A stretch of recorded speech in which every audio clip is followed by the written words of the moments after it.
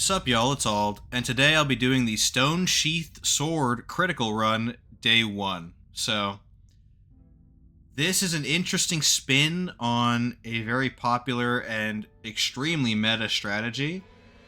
Let me show you guys the build real quick. So, let's pull up the build on stream as well. There we go. So, the Stone-Sheathed Sword, it is a straight sword in the DLC. It's a little bit complicated, but essentially you can get it in one of 3 locations, shown here. The recommended one is the Fog Catacombs, because after you get it, you can transform it into either the Sword of Darkness or the Sword of Light by going to the other 2 locations. And the Catacombs is really annoying, so most people just get it there, so you don't have to go back. The kicker is, if you transform it into one of these swords, you cannot transform it back to the Stone-Sheathed Sword until you go into the next New Game cycle. Which is funny, because in my personal opinion, this sword is better than both of the transformations as a weapon, okay? These transformations have good utility, which we'll talk about one day. But in terms of using it as an actual weapon, Stone-Sheathed Sword is the best option amongst the 3, so very hilarious how that works. It does strike damage, which is very unique for a straight sword.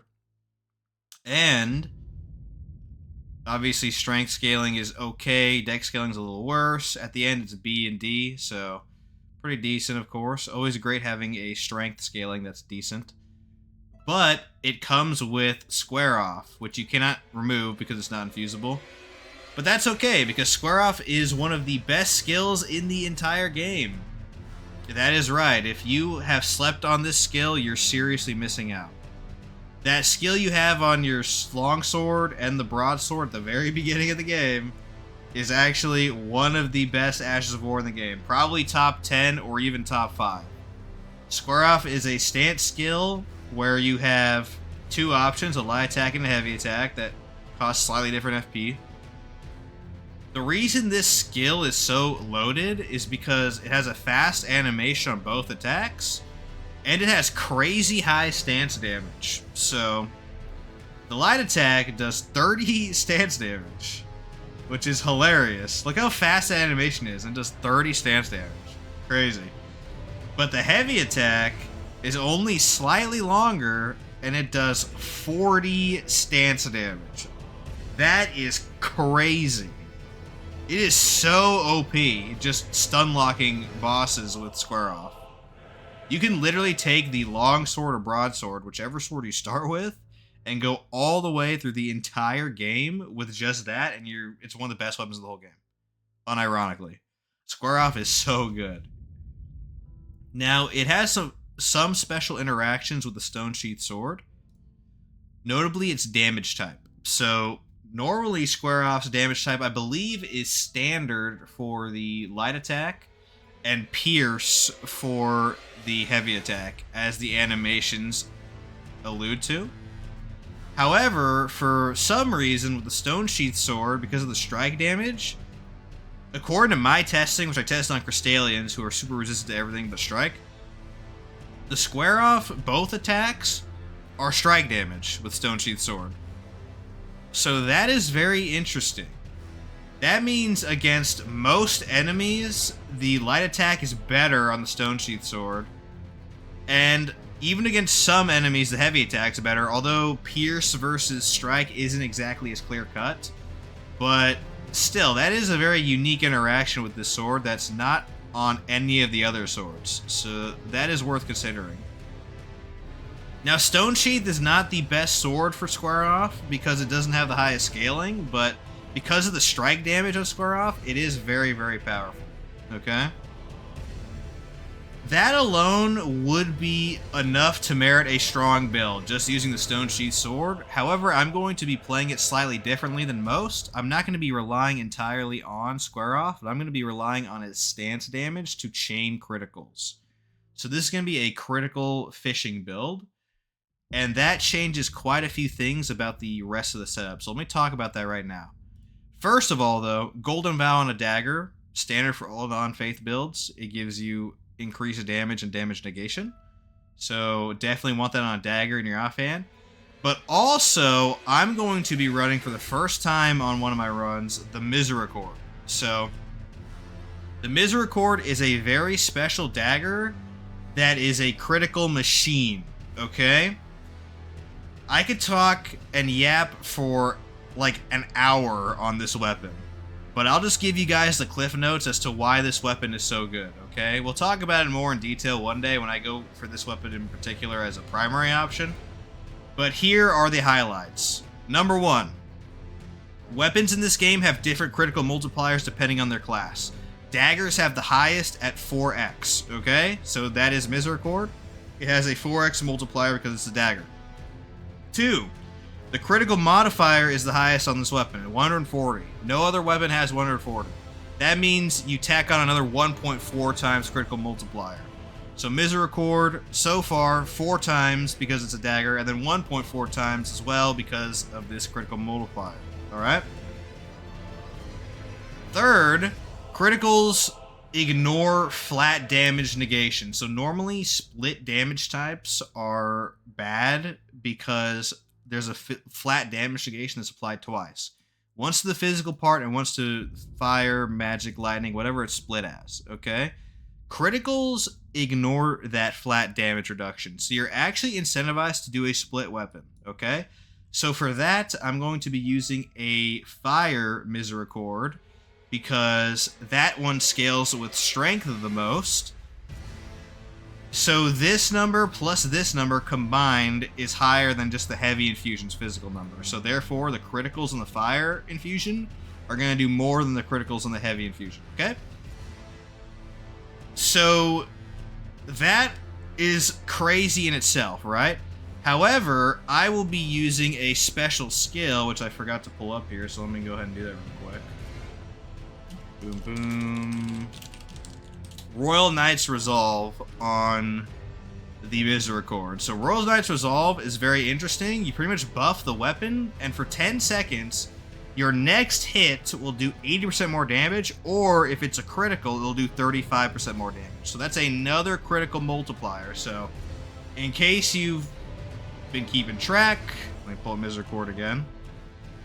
4 times for the dagger, 1.4 times for the critical multiplier, 1.35 times for Royal Knight's Resolve, and there will be another multiplier of Dagger Talisman later, 1.17 times. So that is a total of like 8.8 times critical multiplier. Crazy.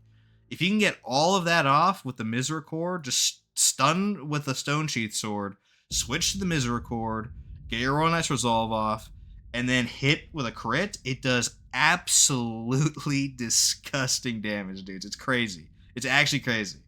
You're going to see that a lot during the run. So the Misericord plays a key role in this critical fishing build, and therefore it will be a sidearm for me that I will switch to every time I stun lock with the Stone-Sheathed sword. Very, very strong. Very strong indeed, boys. So that is the basis of the build. Let's look at the talismans. The first one is Shard of Alexander, obviously. Boosting attack power skills by 15%. That is Square Off. Boosting Square Off's damage is one of the best judgments you can make in the entire game, so definitely using Shard of Alexander. Second is Ritual Sword Talisman. Raise attack power by 10% when HP is at maximum. That should impact criticals if you initiate the crit when you're at full HP. Not 100%, but that should be the case. You feel free to swap this one out, of course, for like a defensive talisman if you want. This is probably the weakest one. Dagger Talisman, which is unique, increases critical damage by 17%, as I just talked about. Really strong for the critical fishing build. And finally, Blade of Mercy raises attack power by 20% for 20 seconds after a crit. So for 2-part criticals, I believe this applies on the first hits of the critical, and therefore the second hit will actually benefit from this damage. That's not really the case with Stone-Sheathed sword, I don't think, so it doesn't apply here, but it's just useful information. So obviously in a critical fishing build, using the Blade of Mercy will be very useful. So yeah, you might be wondering why I am missing a couple talismans. So the first one's Two-Handed Sword. Why am I not using Two-Handed Sword Talisman?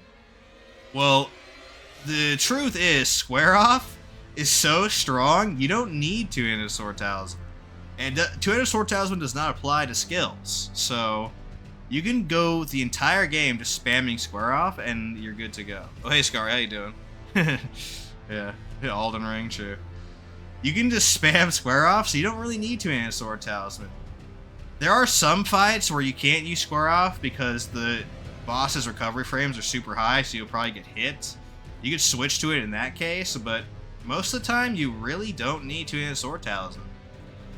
Also, Rolana's cameo. Why am I not using Rolana's cameo, which is the stance one that increases your damage after a second? Well, the goal here is not to maximize per hit damage per se, but to maximize criticals. So I'm incentivized to spam square offs R2 and not wait around, basically. So that's why I'm not using Rolana's. I'm just be spamming L2, R2.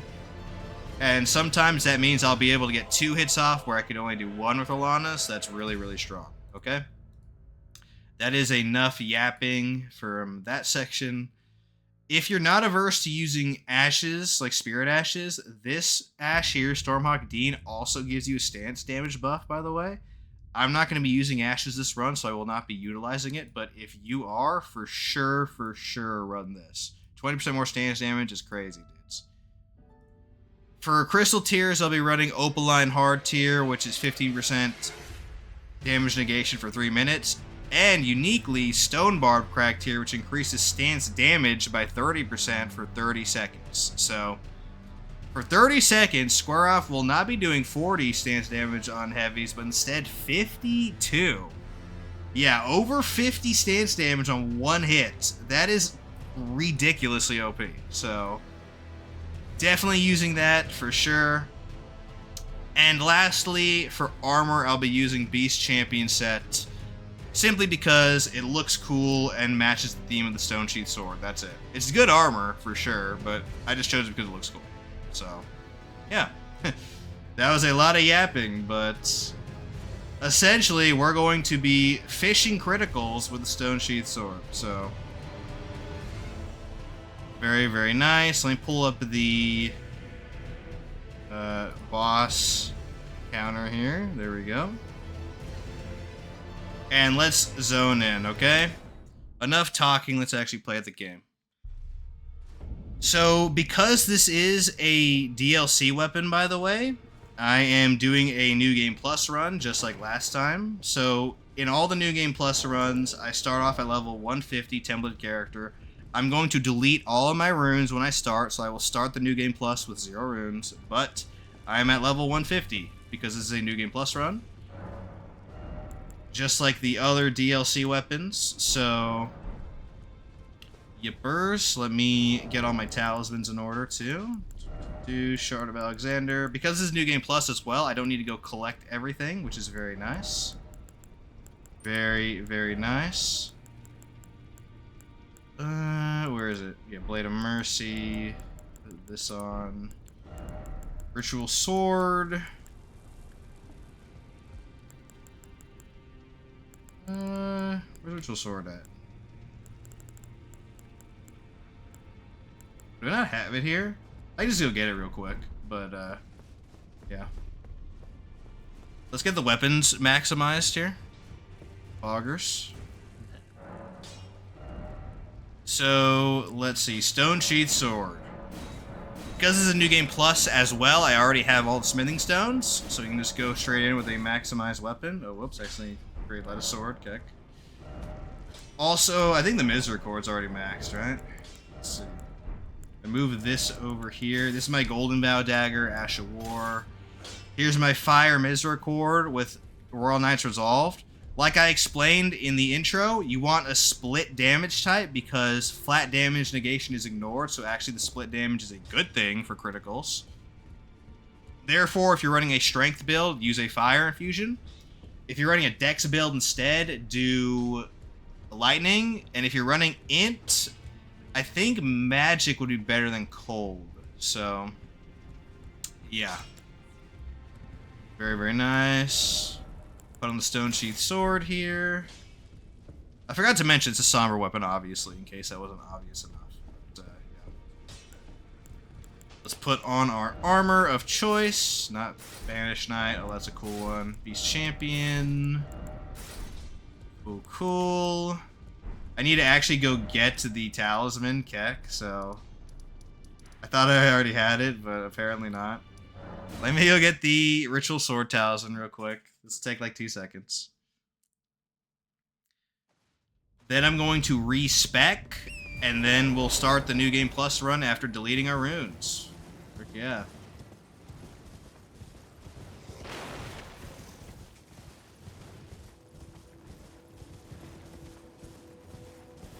Needless to say, though, Square Off is so good that it can carry the run by itself. We don't even need, like, the critical stuff. That's technically a bit of a gimmick.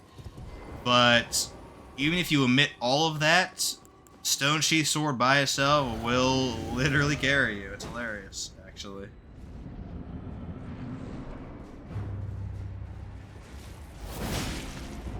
Good. There we go. Oh yeah, I forgot to, I gotta get used to the swaps.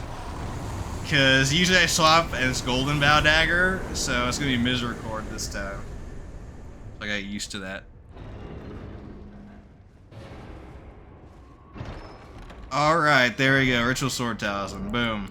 There's our build complete. Let's go and respec and start New Game Plus, boys.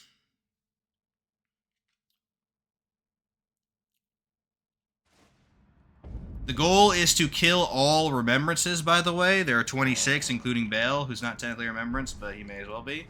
I will kill all of them with this setup, with the exception of Rykard, who will still need to be killed with the Serpent-Hunter, as per usual. But everybody else will be Stone-Sheathed Sword and Misericord. Okay, so I'm going to do 55 Vigor. We're going to use Godric's Rune, so we'll leave room for the Vigor there. Mine will set to 20. Oh, actually, hold on. I need to do a calculation, Keck. One second, dudes. Because we need to not be fat rolling. So, right now, our equip load is 53, so I'm going to round up to 55. So we need to divide that number, 55, by 0.7 to get our maximum equip load that we need without fat rolling. So... yeah, that would be 79. I'm just going to use that without Godric's Rune, because I might swap off. Boom. You see that number? 80 there? That means we will not be fat rolling on the max equip load. Poggers, poggers. Because the weapon is primarily strength, you want a good strength scaling. I'll do 20 dex, though, just to start us off. Boom. Holy, can we actually max? Wow, we can actually max. That's crazy. That is crazy, dudes. We don't need intelligence, we don't need faith, we don't need arcane. So, we'll dump into dexterity as well. Remember, all these numbers are going to be increased by +5 because of Godric's Rune at the very start of New Game Plus. And I think that's it. Shino stuff right there. Yeah, go back to your autistic Pokemon, my dude. Frick yeah. It's hype, though. It's hype. Okay. Boom. So let's dump our runes here. And we're good to go. We're good to begin New Game Plus.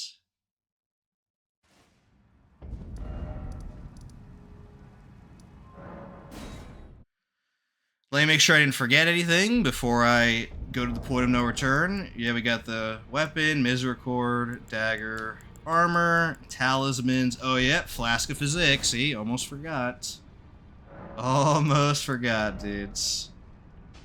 We want to use Stone Barb, which I should have. Yep, Augers. The nice thing about Stone Barb, by the way, it comes in the same enemy as Opaline Heart tier, so you get both of these in one, which is really cool. Really, really cool indeed. What else, actually? Oh, yeah, flasks. We're gonna want to actually carry some FP flasks. I think 3 is gonna be fine for most bosses. Alright, let's go activate the ending of the game. We'll skip through it real quick, and then we will begin New Game Plus. Very, very nice. We'll do Ronnie's ending, although we won't see it anyways, Keck. There we go. Begin Journey 2, boys. Okay. The very first thing we're going to do is go straight to Godric and kill him. Because we need to get his Great Rune, so... we're just going to make a beeline for him and kill him real quick. No problemo, dudes. We're going to intentionally lose the Grafted Scion, because that is technically the only way to not die. Because if you do kill him, you have to die by the fall to the right. But here you just get reduced to 1 HP, so... Come over here, Chud. Hey, let me unequip my armor so it's faster. Boom. Hey, man. How are you? Oh my goodness, he's actually turtling.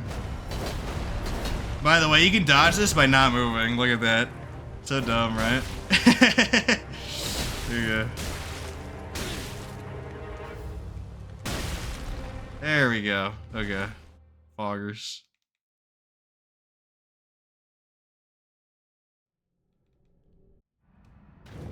Okay. Put on the armor again. That's not... No, not Banished Knight. We need Beast Champion. Boom, there we go. Stylish. Stylish as frick.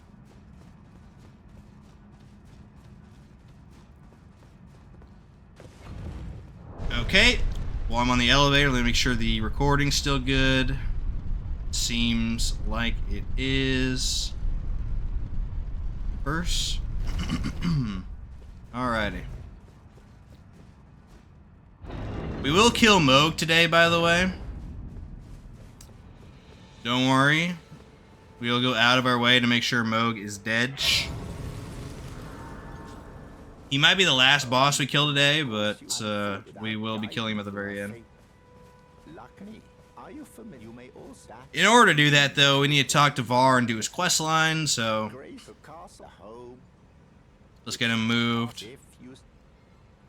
Okay, you done yapping? There we go. Foggers. Let's go straight over to Godric. Although we could fight Tree Sentinel just to show you guys how insane this freaking build is. Just because it's Square Off. Square Off is so good. You can't critical Tree Sentinel, so we'll just have to rely on Square Off, but don't worry. That is not a problem, dudes. That is not a problem at all.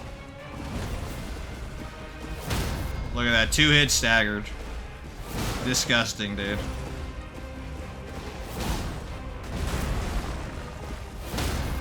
Like, look at that. Like, really, dude? If you've been sleeping on this skill, like, I promise, it is worth it. It's literally one of the best skills in the entire game. I would probably consider it the best stance skill besides maybe Transient Moonlight on Moonveil, but I would still think it's better if you're comfortable with melee combat. And just among all skills in general, I might put it top 5, straight up. There's Taker's Flames on Blasphemous Blade. Euphoria Vortex is probably in there, which we just did. But Square Off is probably in top 5, I would think. I'd have to rate them all at some point, but yeah. Absolutely ridiculously good, dude. It's hilarious. That starting weapon as the Knight class that most people pick besides Samurai, yeah. That starting weapon's actually one of the best in the whole game because it has Square Off on it. So, yeah. Crazy, crazy stuff.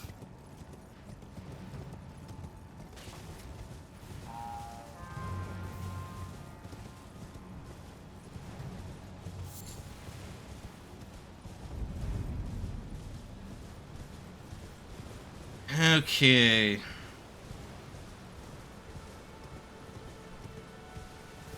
Let's go straight to Godric, boys. It won't take long, I promise.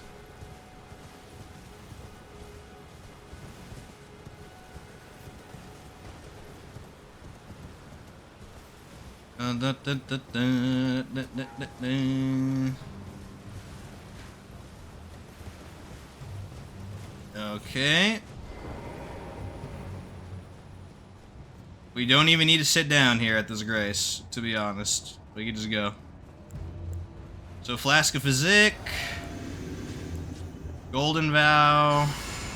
I should mention that Royal Knight's Resolve, you're not always going to be able to get that off. It depends on the recovery animations of the boss, which are unknown if you're doing a first playthrough. So, if you don't know, just skip Royal Knight's Resolve. But if you do know, oh yeah, let it fly, dudes.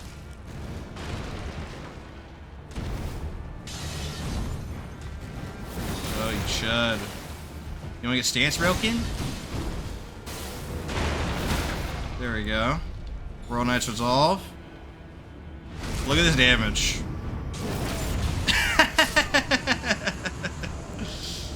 I forgot to mention, we're going to be using Gold Scarab as a swap. Basically, after every boss dies, you could quick swap to Gold Scarab to get the benefit without actually needing to use it in combat. So, yeah. That was what I did right there. Basically, if you get them on their knees and they're critical vulnerable, like, it's over, dude. It's like, actually. The critical can sometimes be like 60% of their health in one hit. Crazy, dudes. Crazy build. You saw how long it took me, though, to get Royal Knight's Resolve off. So I won't always be doing that much damage, but I don't really know all the critical windows, so I'm probably going to be using Royal Knight's Resolve sparingly, but when you can use it, oh yeah. Oh yeah, dudes. Good. Good, good, good. Let's go over here.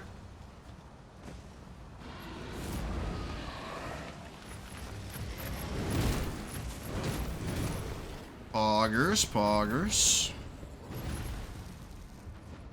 Godric might be weird, because if we crit him at half health, it might cut off our crit, but we'll see. We'll see what happens, dudes. He's gonna get absolutely thrashed, dude. I love just staggering enemies to death. I should mention as well that this build is less effective the higher New Game Pluses you go, because starting in New Game Plus 2, enemies take reduced stance damage. So, once you're like New Game Plus 7 or something, you're gonna want to do something else, because they take like 40% less stance. So just be aware of that, dudes. We're in New Game Plus 1, there's no penalty here, so we're fine, but the higher New Game Plus you are, definitely it can mess you up because you don't do as much stance damage. But here we're doing the full 40, or 52 if our freaking flask is up. So crazy, dude. 52 stance damage in one hit. I don't know why they made Square Off so good. Honestly.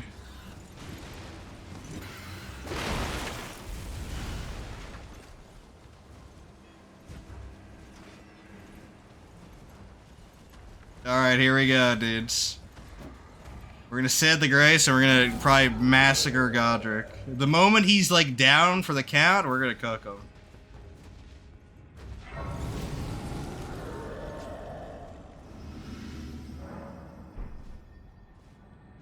Alright, here we go. Actually, well, I can optimize that a little bit better by using it inside of the area. Because Godric is big and slow. Boom, there we go. Poggers. I think 2 hits will stagger him, and then I could just unleash the critical. Just completely annihilate this chud. Go over here.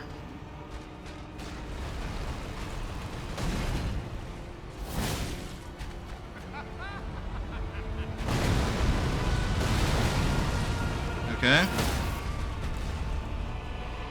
Boom.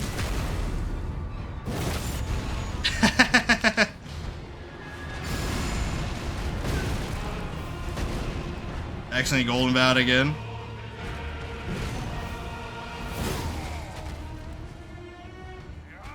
Alright, he's cooked. He's cooking, dudes. Watch this. All I gotta do is walk over here. GG.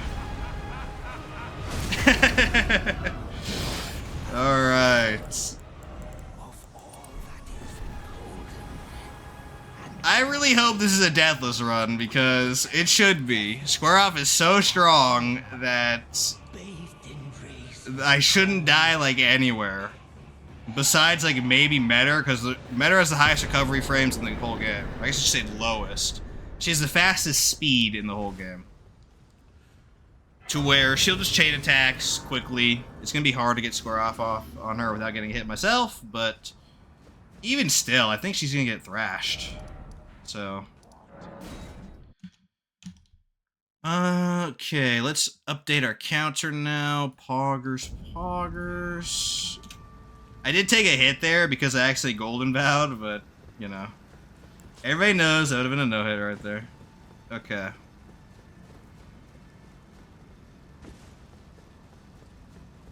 Let's go get Godric's Rune, and then we can proceed onwards. I think I'm actually gonna go get the first half of the medallion, and then go to Rolanda next.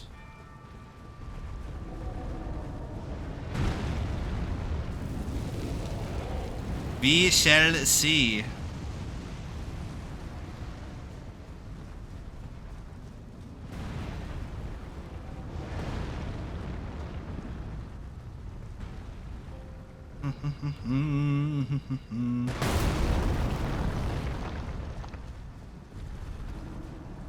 Okie doke.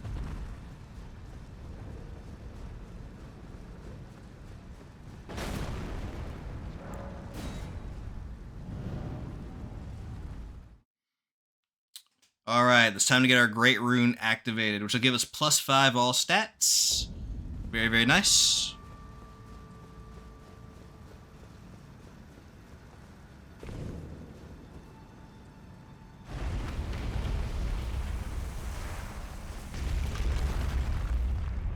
I can't wait to fight Midra, because Midra has low stance.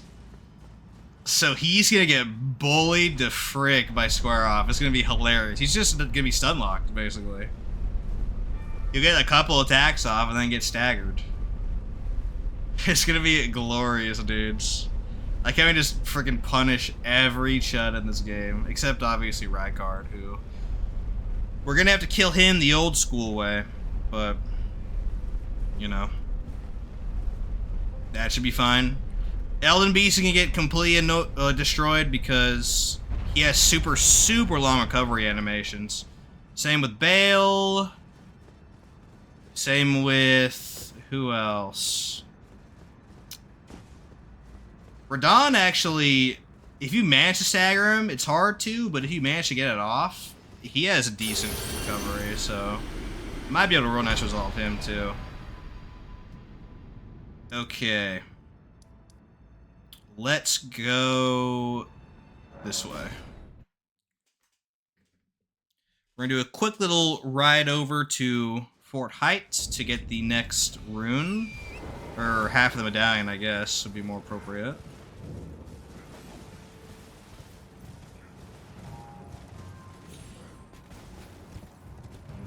We'll rescue Bach because he's the homie. Come on, Bach.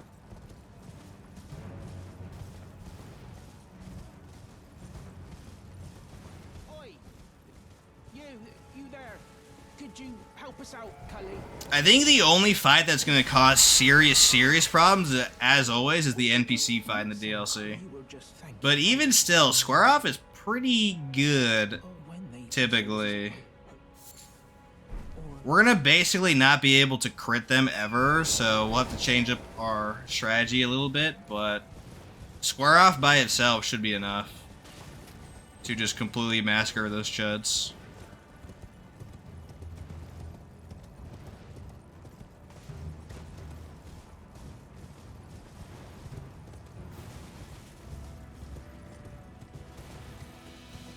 Okay. We gotta take the cliff down here, if I recall how to do that. I think it's over here. Normally I go the northern way in, but there is the southern way as well. Where is it? It's over there? Yeah, it's over there. Good, good, good. We didn't miss it entirely.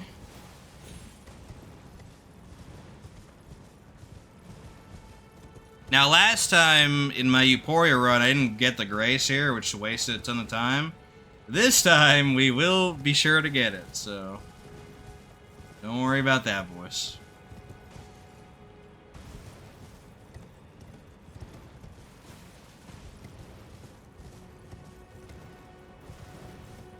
So the plan right now is to kill Rennala, who will die so easily, it'll be laughable. And then we're gonna go kill Radahn, the first Radahn, obviously not Promised Consort. Then we gotta do the whole running cheese to get to Estelle and all them. So kill all those chuds, then kill Rykard. If we have extra time, we can kill Morgott, but we'll end off with Mohg. So that is the plan for today. If I do everything right, we should have enough time to kill Morgott, but we'll see. We'll see, boys, for sure.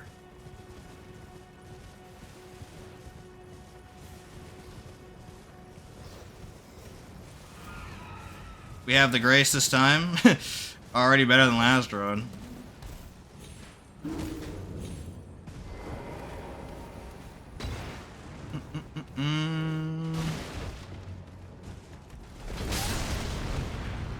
Keck.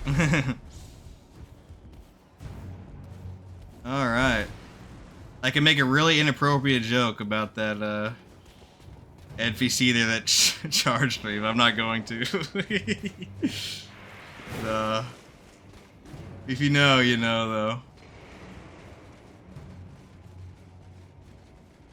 Alright. We need this medallion for later. Go ahead and grab that. Should we just go grab the other half right now? Probably, right? Yeah. Let's just go grab both halves right now, because we're gonna need to anyways. Also, I gotta put on Godric's rune. I can't forget. Next Grace we sit at, we'll put on Godric's rune.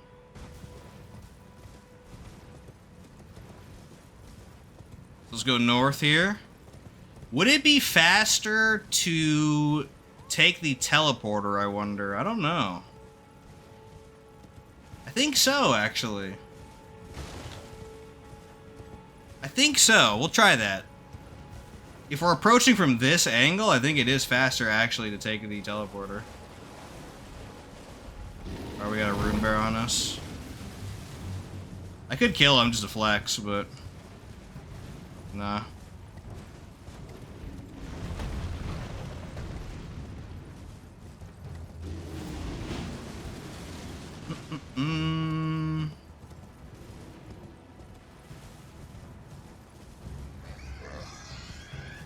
Oh look, it's an Andres. It's a pig. Okay. Let's get our Great Rune equipped right here. Boggers. We could kill the Blackblade Kindred as well for practice. Because we're going to need to fight the dual gargoyle fight later, by the way. This is our first time talking to... I forgot, we didn't talk to her yet. That's funny. We already killed Godric, by the way. Thanks, Melina.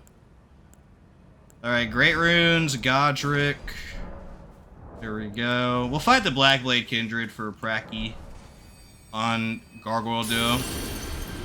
They have fast recovery, I'm pretty sure, so we can't use Royal Knight's Resolve, but the rest of the crit build will still function, so we will go ahead and do that. Now, for this Blackblade Kindred in particular, take advantage of the fact that he stays stunned for a while, so He has to do his startup animation when the fight begins. So just wail on him, literally. Alright, Chud. It's gonna be hard to hit his leg, but we should be able to. There we go. Boom, staggered. Boom, critical. Fat crit.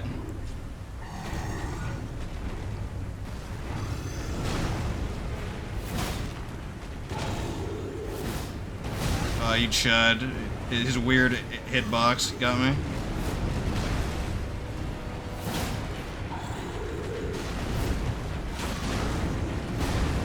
Boom. There we go.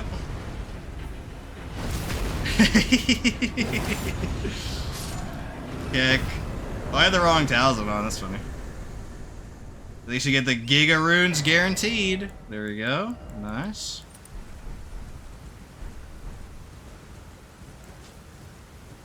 That's basically going to be the gargoyle fight later on today. Hopefully those chuds won't cause any problems for us.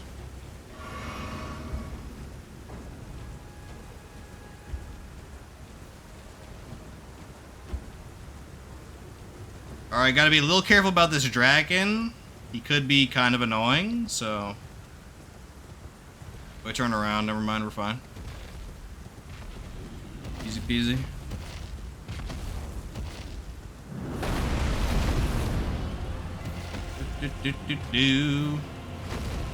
Bye, Chud. See you later.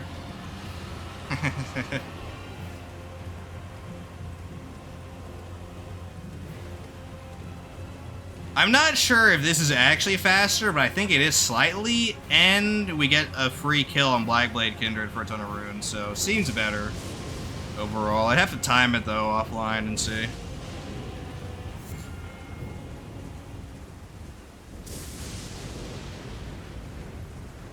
We can kill this guy for free runes too, actually. Hey, Chud.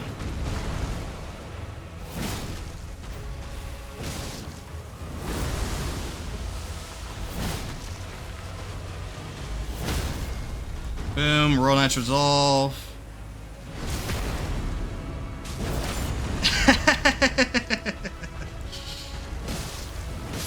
Poor Chud.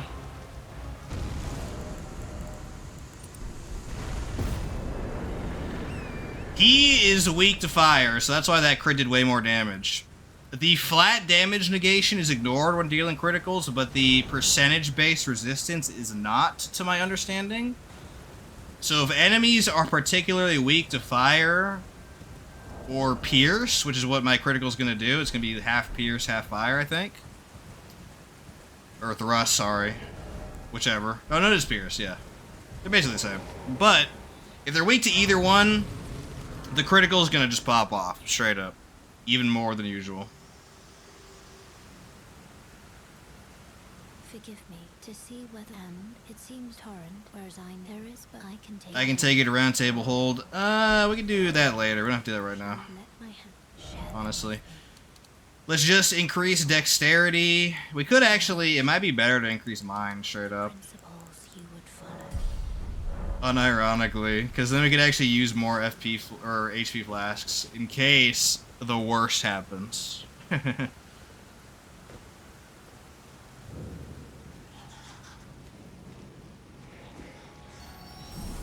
But yeah, you're just a juggernaut of destruction to square off. It's crazy. It's almost like playing the game in God mode. It's absolutely wild how crazy this Ash of War is. 10 out of 10 would recommend, for sure.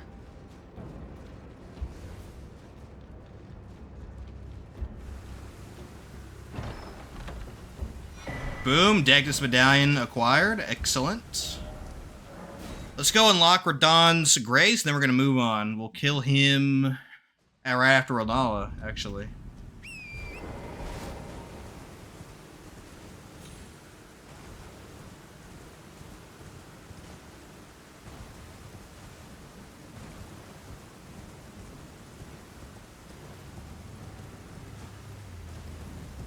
Boom.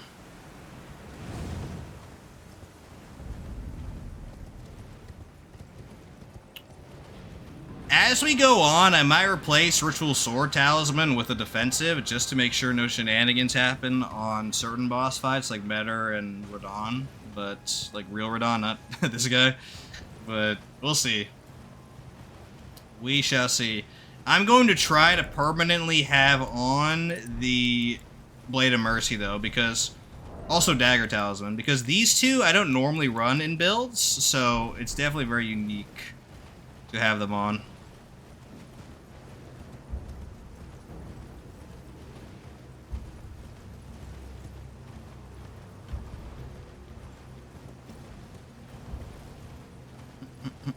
Gotta be careful because it's nighttime, so the Deathrite bird has spawned in.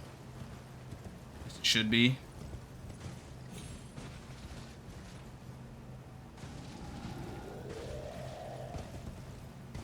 You gotta watch out for this troll shut up here.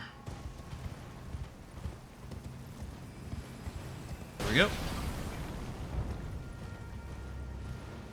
Let's try not to aggro the vicious birds this time. For once.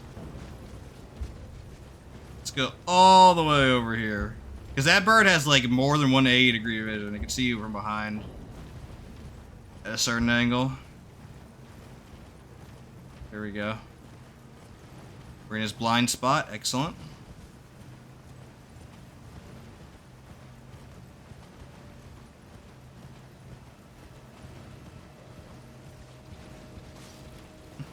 There's Radon's castle. We'll be killing him shortly. That's going to be a fun fight, too. I don't normally get to critical him because I'm typically behind, like right behind him, and he leans forward, so I can't actually get to his head. I'm going to have to play him slightly differently and just be in front the whole time.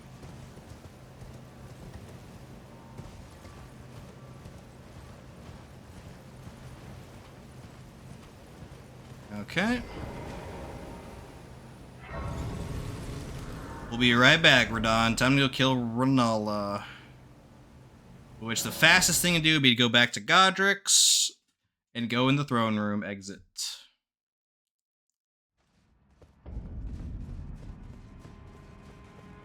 What a pathetic excuse for a lord you were.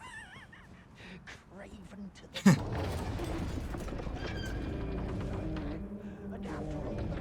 After all that grafting, yeah, I guess Godric was not a very good employer. Oh well.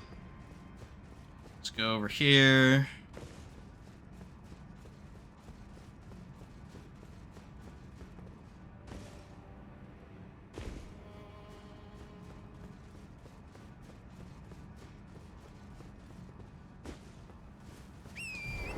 Boom. Alright, we're in Liurnia of the Lake, so we just gotta cross the swamp. And we'll be Gucci.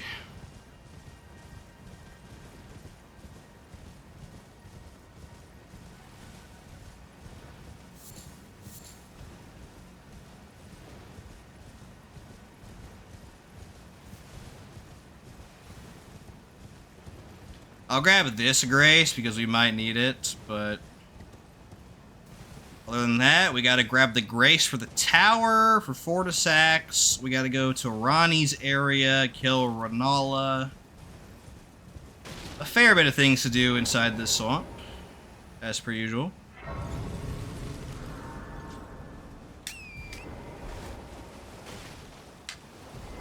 Oops.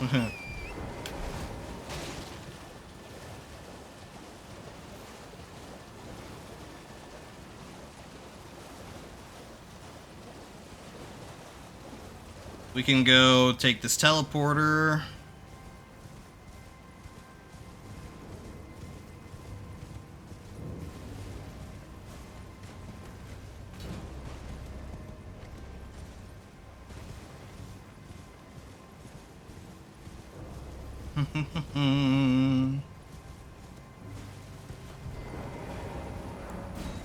All right. What should we do first, I wonder? I guess we'll go to the tower and get that Grace. That'd probably be the best thing to do right now.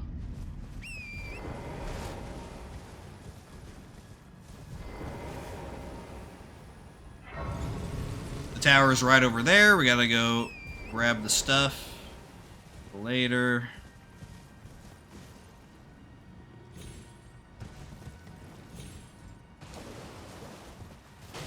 Don't aggro the rune bear there or bad things happen.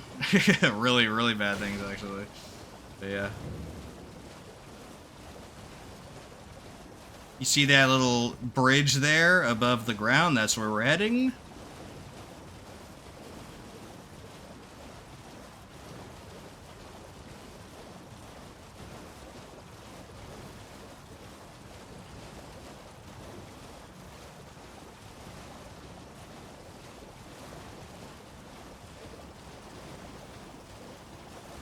I also upped my thumbnail game with this run.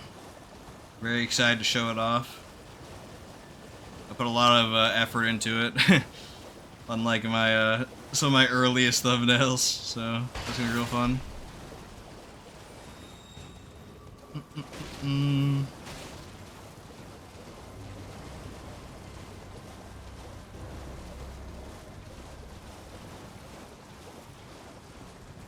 Okay.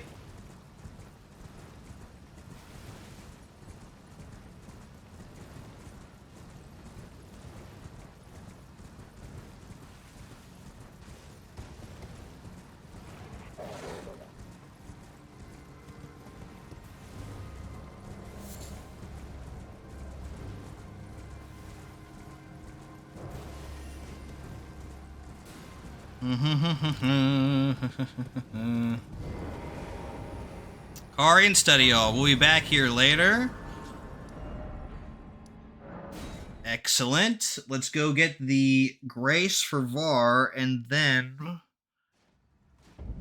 we'll go grab the stuff for Ronnie. Very nice.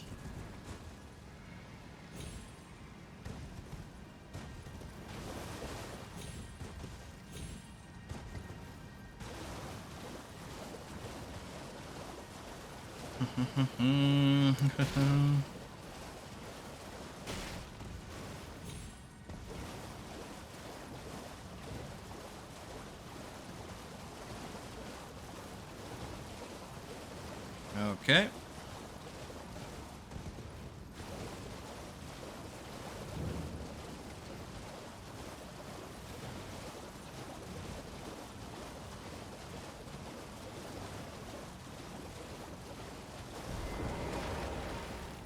This grace is useful for talking to Var later?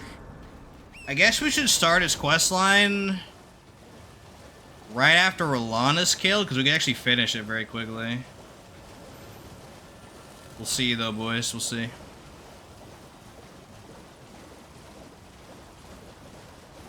We need the Academy Gate key from this chud.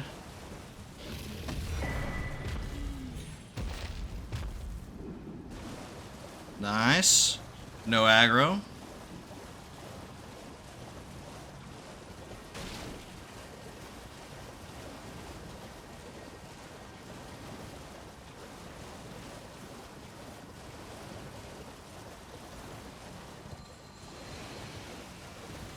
Alright, we're heading up to Ronnie now, which shan't take too long.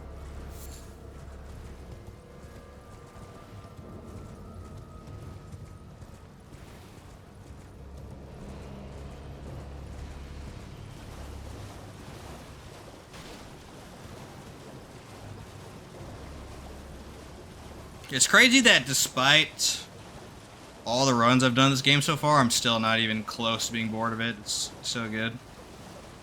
I hope their next single-player adventure is even close to this good. Honestly, I think personally they have plateaued essentially. Elden Ring is their magnum opus, and everything afterwards is probably not going to be as good. But if it's at least like Dark Souls 3 level, that's great. Definitely good enough for me.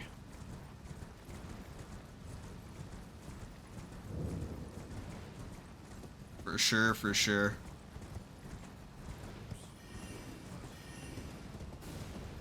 I hope they're not done making single-player ones, too. I know there's that leak recently where they've basically allegedly confirmed a new title's coming soon, but that's like obviously fake, right? They said it was gonna release right in time for Duskbloods too. Like, why would they have something released that directly competes with their own stuff? That's a little bit weird. I mean, maybe not directly because it's on different platforms, but people have limited money, so it would be foolish of them to release a title so close to Duskbloods. And also, no marketing? Like, really? It just is such a laughably fake leak, so I'm disregarding that entirely. But whenever they actually have a new title coming that's single player, it'll be interesting. Or you gotta be careful of the hands here, they can mess you up. There's one right here in particular that sucks. Yep, it is.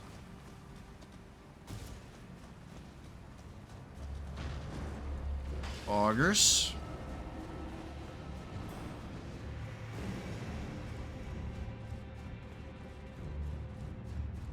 We can glitch. What's her face? What's her name? Loretta, yeah. We can glitch her, but honestly, we can just run in and kill her without much problem. She can't be crit, so we'll just have to rely on our own wits, basically, but that's okay. If you want to min-max, it probably would be good to have Rolana's on for her. So I guess we could do that. For any enemy that doesn't have any critical opportunities, then obviously you want to replace one of the crit talismans with that. I'll demonstrate that right now. Boom, on the elevator. We'll get rid of Dagger Talisman, replace it with Rolana's for the next boss fight. I'm still going to be spamming Stone-Sheathed Sword, but once she gets staggered, then they'll unleash the fat Rolana's hit.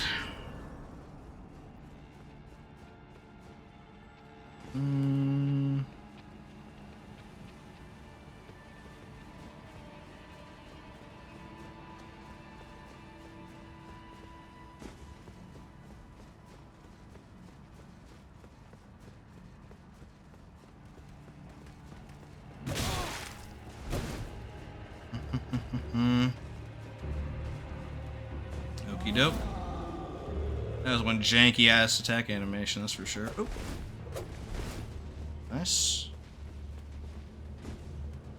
Alright. Over here. We'll Golden Vow first, because now, unironically, the stance thing is less duration, so we gotta switch up the order there.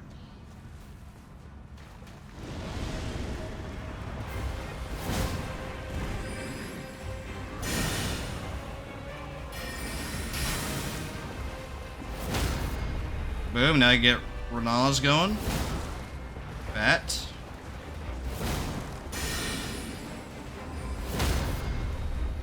GG. Super easy.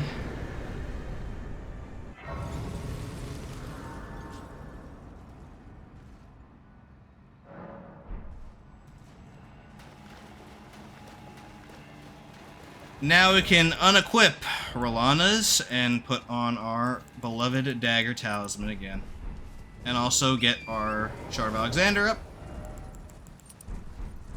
I messed it up so much last run. I kept switching out Shard of Alexander for the Gold Scarab. And I wouldn't switch it back, so like half of the Remembrances in the DLC I fought with that on, which is hilarious. Or was it Two-Handed Sword? I think it was Two-Handed Sword that I swapped out, which is really bad. This time I'm going to make a more concerted effort not to mess that up, but I guess we'll see. Right, boys? I guess we'll see. Grab this Grace. We're going to need it for later.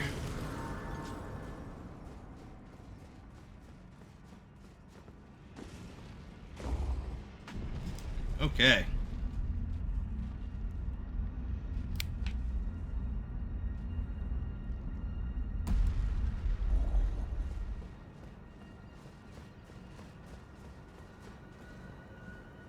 As though I haven't no intriguing.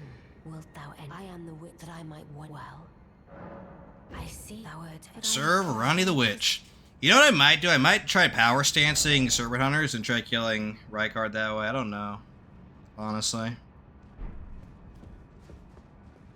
I've never actually done the power stance combo on him, but he has a bit of a weird quirk where I think if you power stance any spear with Serpent-Hunter, both of them shoot the beams. I don't know why that is, but I'm just going to do 2 Serpent-Hunters if I decide to do that. I am a strength build, though, so it might just behoove me to take the two-handed bonus and just use that, but I don't know. I don't know, dudes. Together.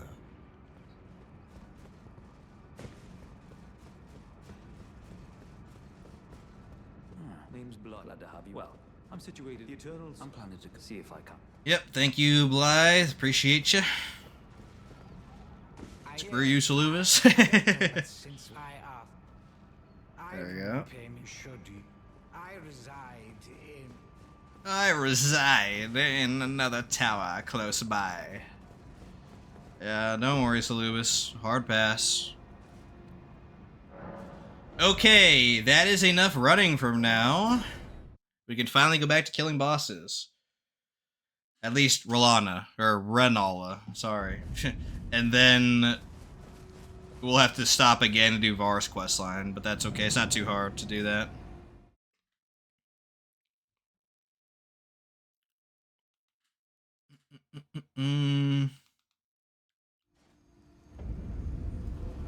Very good. Let's grab this Grace. And we'll take care of her. Now in phase 1 she can't be crit, but in phase 2 she can. It's a bit weird though.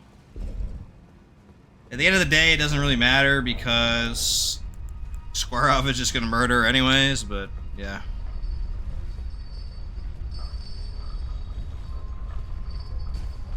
Also, there's Speedy Doggerino. I don't know how much stance he has, but it should be pretty low. I don't know if it's low enough to stagger in one hit. That's probably, like, wishful thinking, but maybe.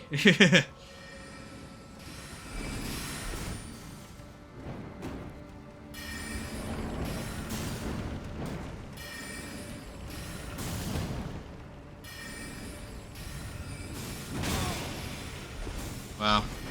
Frame trapped. Crazy PvP strat there, dude. Holy, okay. Roll spam it is. Roll spam it is. Annoying freaking chud toy soldiers.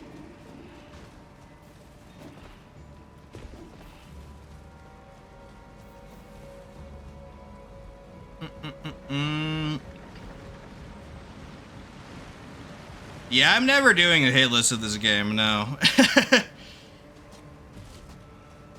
I don't have the mental capacity to do that. Friggin' no. The saintly patience to do a no-hit run? Screw that garbage. Big ups to the people who do that, like Gino and all them. Nah, not my cup of tea, dudes. For sure, for sure. Okay, worst elevator RNG. Awesome. So far, my luck has been dog vomit on Ghetto Hogwarts. But hopefully the boss fights are normal. Yeah, I don't really like hitless running because it's like... hitless boss fights is fine, but doing an entire run hitless, like, that's crazy to me. Unless you're like a ranged build or something like that. Leave that up to the professionals, boys. I am a specialist in full game runs. And remembrance runs. Not really a hitless type of dude. I would be okay with doing hitless for bosses, though, obviously. But dealing with all the annoying trash mobs in this game and their jank animations, especially in the DLC, no thanks, dudes. No thanks. I did that in the wrong order. Kick. I think it's fine, though. Dog is gonna die real quick. Charge me, dude. Charge me. No? Okay.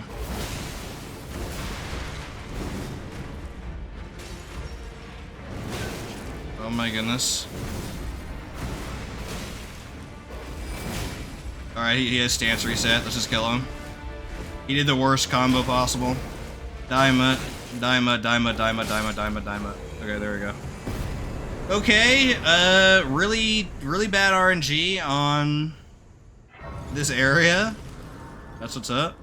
Either he did the worst combos he could have done, besides the run around in phase 2. I don't think he even had enough time to do that, though. Let's do mine to 25, because then with Godric's, it's 30, and that should be, like, plenty for a while. Then we could just bump into dexterity for a long time. We might switch over to Radon's at some point. Probably in the DLC, but we'll see about that, dudes. Okay, hopefully Renala has better RNG than Dog. Holy, I got frame trapped. Alright. Just casually the worst ghetto Hogwarts I've ever had. No big deal. No big deal, dudes. Was this guy gonna hit me too? By the way, you can skip this dude by coming over here safe quitting. You can also take the elevator up and try to push him off, but that's a little bit RNG, so... This is not...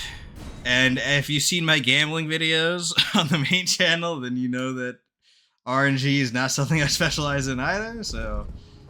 I definitely prefer the no RNG strats.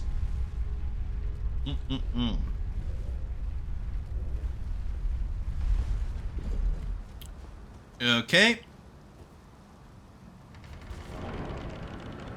We're gonna have to switch to our flask really quickly for her. Do Golden Vow right now, because we can't do it for phase 2. Nice. We had to switch our flask of physic really quick. Oh, bad RNG. Yeah, bad RNG. Cool.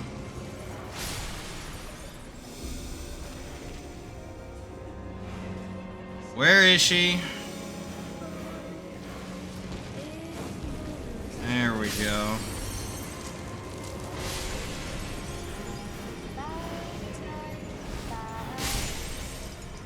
All right.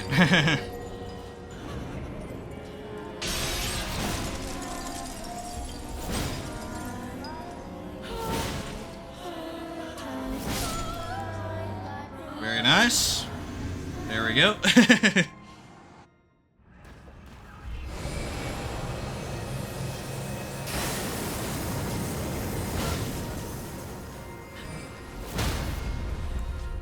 Sweet. Is she gonna die here, actually? No. May as well be dead, though. Boom. Easy peasy. No damage on both phases of Renala, actually. Even with that bad RNG start.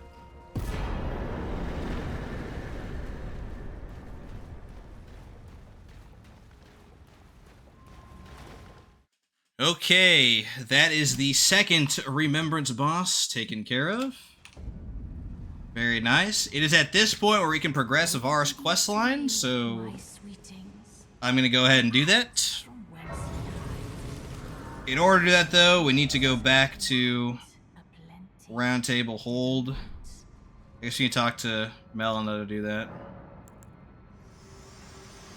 We'll have... Actually, we won't even get the spawn yet, Keck. We didn't get the medallion, so we won't get, what's-his-face? The, annoying invader in there. We might be able to skip that fight, actually, if we get everything done with Round Table Hold now. So we'd never have to go back. That'd be pretty poggers. Alright, talk to her. Fine, you have now to become the thing as much now become. Okay, I think Var should be here now. So we'll go ahead and start up his quest line. Nothing too crazy. I think for the Maiden, because we didn't go to Weaving Peninsula this run, I might go to... what's it called? Where Vyke is. And the Madness Tower. Although it probably is still easier and even faster to go to Weaving Peninsula from the start, so maybe that would just be the play still.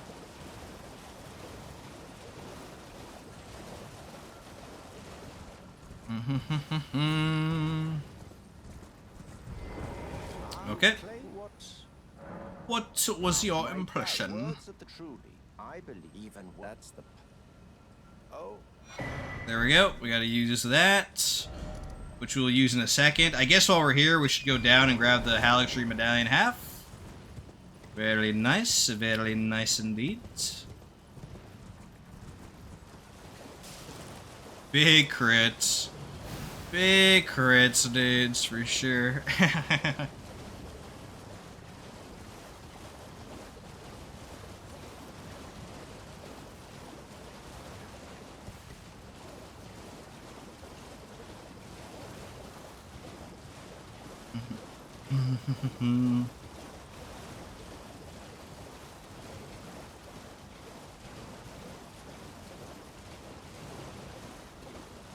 Alrighty. Let us not aggro the crabs. Square off is quite strong, but if there's any foe that can withstand it, it is the various sea creatures of Limgrave and beyond. If I had to square off and I had to fight a lobster right now without Torrent, dude, I might still lose, straight up. I don't know why they're so insane. Eventually, I will sit down and learn their moves, but because there are no lobster bosses, the motivation is quite low, so I just skip them, always. I'm sure there's some mod out there that makes, like, a duo of them, though, so I gotta learn eventually. Good shits.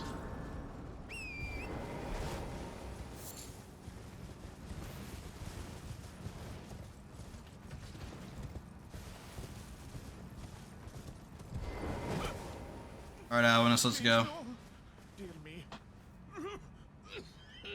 I should probably start killing him, but come on, dude. It's so messed up. Oh, please leave me be. Wait. Well. Oh, I will finish. The curse, I beg you. You must. Don't worry, I got the medallion for you, dude. No worries. It is in good hands. Alright. We're going to go to Altus Plateau, which will trigger Radon to spawn, but before we go fight him, we're going to take care of White Mask questline. I could try fishing for crits on all NPC fights, but it's really not worth it, I don't think. Especially for the DLC dudes, because they have very fast animations, they'll just turn around immediately, so it's ludicrously hard to get crits on all of them, except Dane, when he does his, like, aerial attack, you just dodge roll under him. Everybody else is like, nah.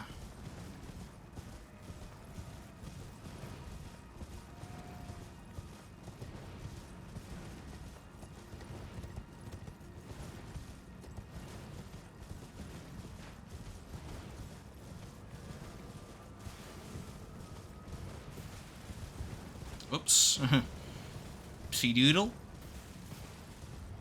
Once we kill Estelle, most of the running in the game is done. At least on camera. That's kind of slick. I will be doing the DLC run-through. I'll be talking about that when we kill Moog, but yeah, at least on stream, the running part is mostly done after Estelle. After that, everybody is basically just back-to-back. You're either running from point A to point B to kill them, or, like, within, like, 2 minutes or something, or they're literally just back-to-back, like Farah Missoula, so. Yeah, most of the running will be taken care of today after Estelle is killed. Should we do Rykard first before those chuds? Probably, right? Let's go take care of Rykard real quick. You can teleport over there quickly with the Abductor Virgins in the bottom of Hogwarts, but That requires dying, and I'm trying to minimize death, so I go the normal way instead.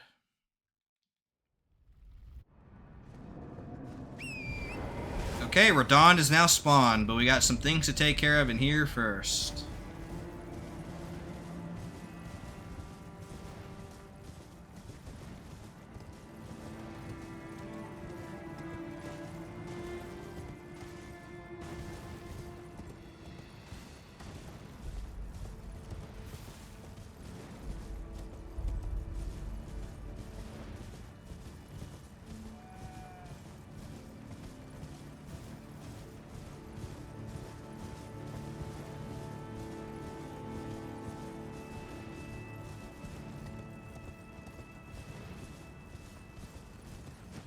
Okay, grab this grace for later.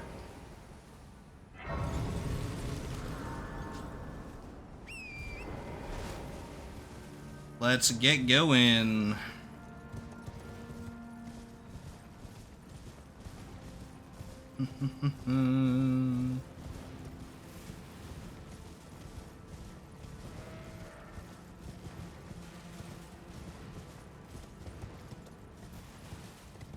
Go this way.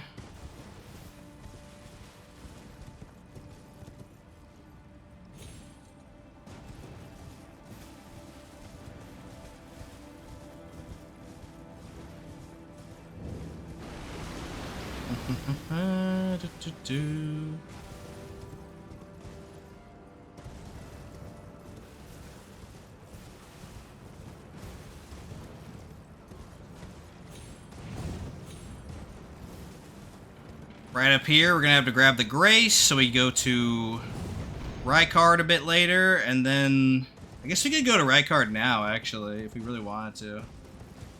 Huh. Now we'll kill Radon first. We'll kill Radon first, and then go to Rykard.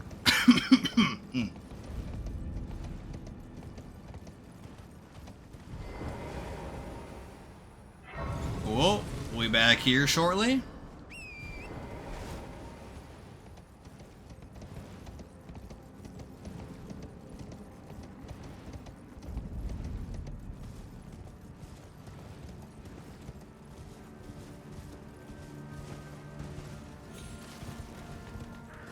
So, to do Var's questline solo and not using multiplayer invasions or anything, you got to go over here and defeat this NPC.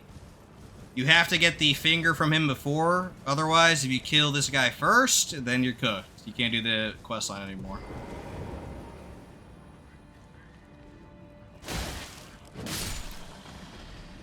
Okay.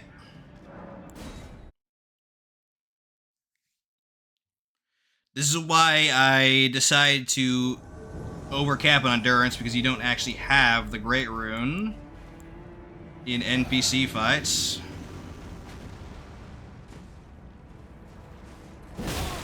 Okay, that's a little too slow. Oh, he kneeled? Holy. This guy's a Giga Chad. Alright, light attacks it is. Holy. He's actually PvP dead zoning me. Crazy.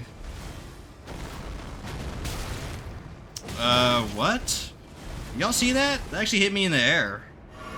Did that just bug out? Ooh, 4.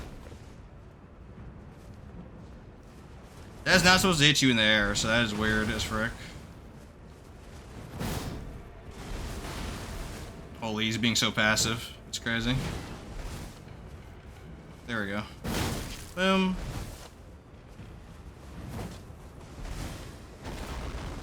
I'll just roll through it, I guess. Boom. He was extremely combative. I don't know why.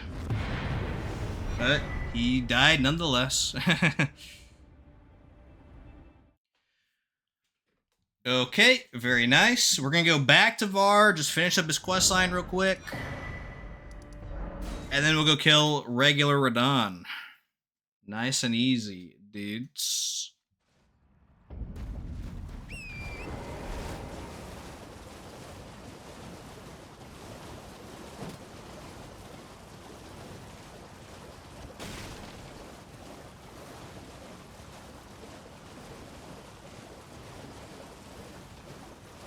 Bum, bum, bum, bum.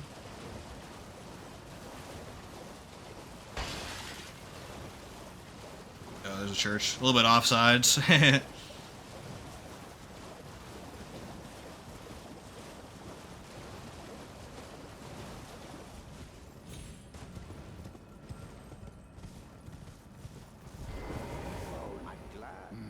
You have a I wish to a knight. Okay, Luminary Moog. Now.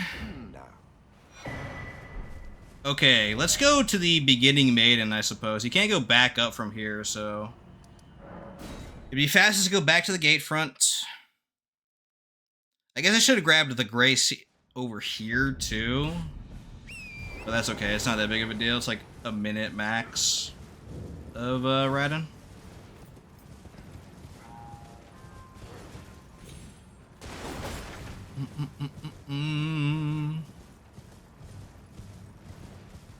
I might do a shield poke build after this. Honestly. That's a playstyle I have not even done yet in any Souls game.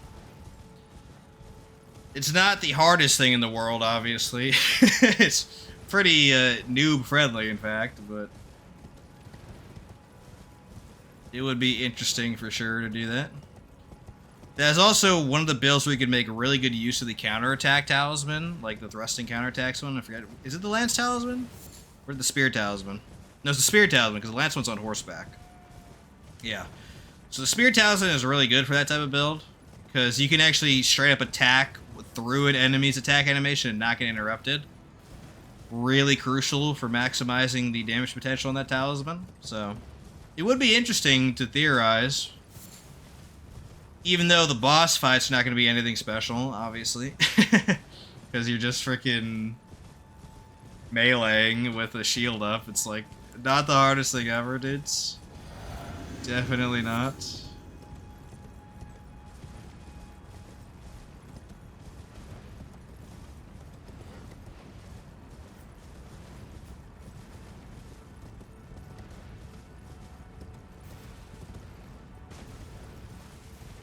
I'm gonna try a new route here. Let's see. Yeah, it's way easier than the garbage I used to do. Frick.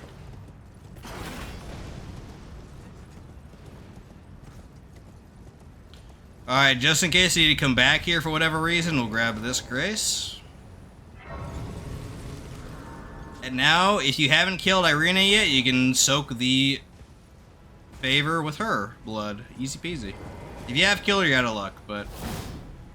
Oh, whoops. Okay, I guess I've used lights because her hitbox is weird. There we go. We'll talk to White Mask, and then we can go kill Moog whenever we want, which is very nice, because that means we can actually teleport essentially anywhere to Moog's palace. I wonder if you could actually softlock the game somehow by killing Morgott and not getting the grace there and talking to Melina and just leaving with Moog's thing.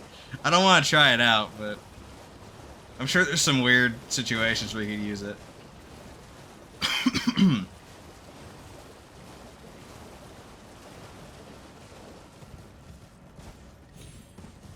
Okay. You've completed and with this a knight. Now this no. Here we go. So after this, we'll go kill Radon real quick. Shouldn't be that hard. Then we're gonna kill Rykard by going up through Volcano Manor. Oh, good heavens! Clench your teeth or something. Rykard is also one where you can't really crit him, so we'll have to switch up our build slightly, but that's okay. It won't be that big of a deal. I have to talk to him again, right? Oh. Boom. That'd been funny to miss that. Alright. Onwards to Radon.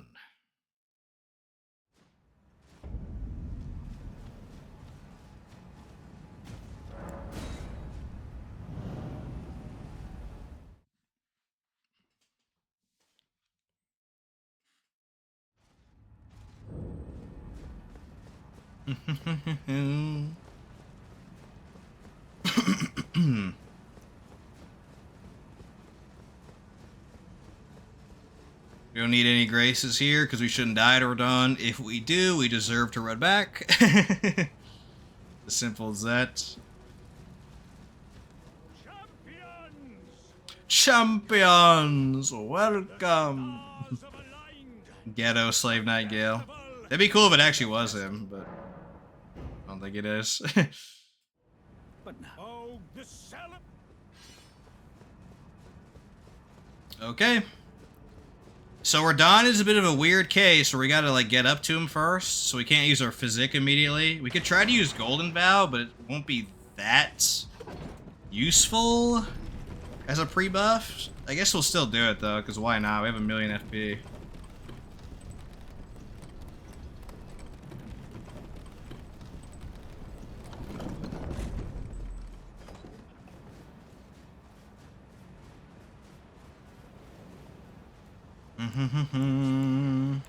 Boom. Just in case it isn't, we'll use a Flask of Tears as well. Augers. Alright, let's try to get up close to him.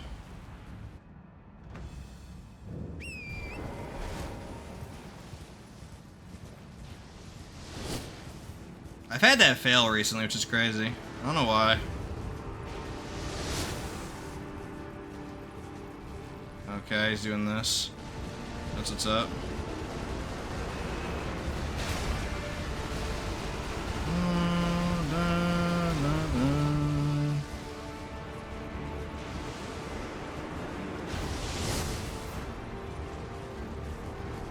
Big shot. Yeah, I knew it was gonna hit me. Oh, he's spamming that, okay. Weird. If that's my only hit, I'm kinda as a no hit, by the way. That he was just spamming that in a weird time. Just putting that out there. Okay.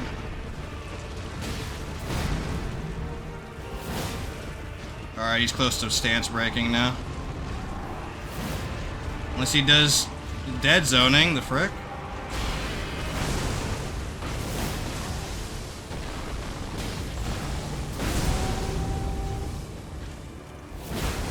Holy, why is he not stance breaking?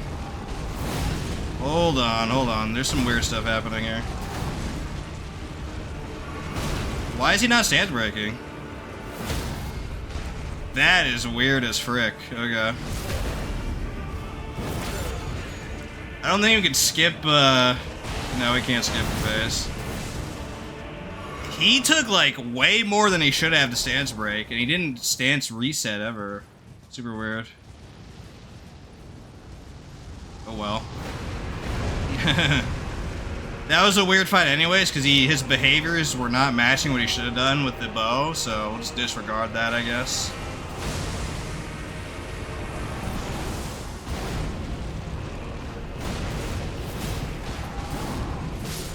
Boom. Oh, I had the wrong talisman again. Okay.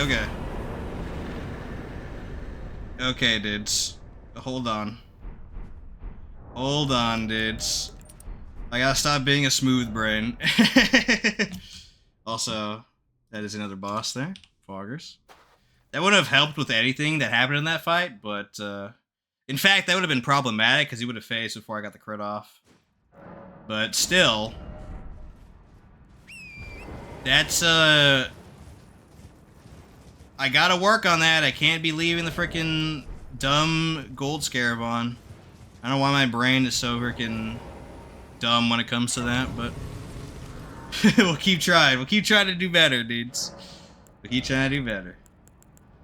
Okay, 25 mind, which is 30, actually. We'll just up dexterity now. Poggers. Okay, let's go kill Rykard real quick. I'll try the power stance jump attack cheese with him.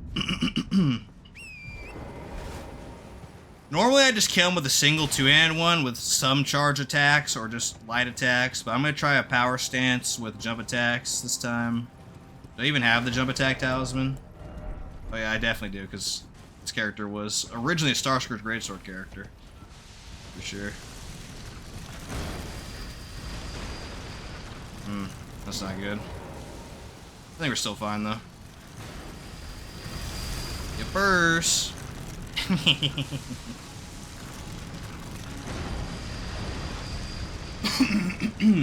Ugh. I was thinking of doing an Iron Ball playthrough soon as well. Might be time to get back to the fist weapons. Or actually, have we not done a fist weapon on stream yet? We've done claws before. Oh no, we've done Grafted Dragon. Right. I tried to blot that out of my mind. But unlike Grafted Dragon, Iron Ball really, really good. So, yeah.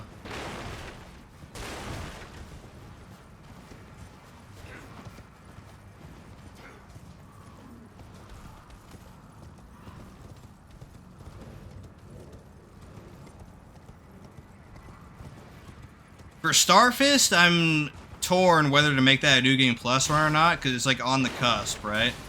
You get it in the capital, which requires you to kill 2 remembrances. And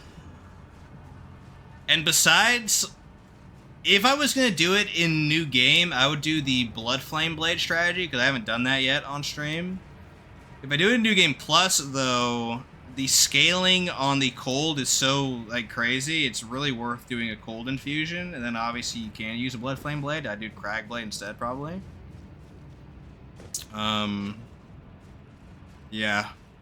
Those are, like, the 2 options for Starfist. But for Iron Ball, because there's no innate bleed on it, you don't really go Blood Flame.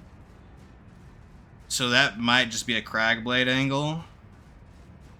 That's kind of why I want to do Starfist New Game, because if I do a New Game Plus, that would also be Crag Blade, so I just have 2 Crag Blade runs with very similar weapons, not very variegated, right guys? So, yeah, I don't know.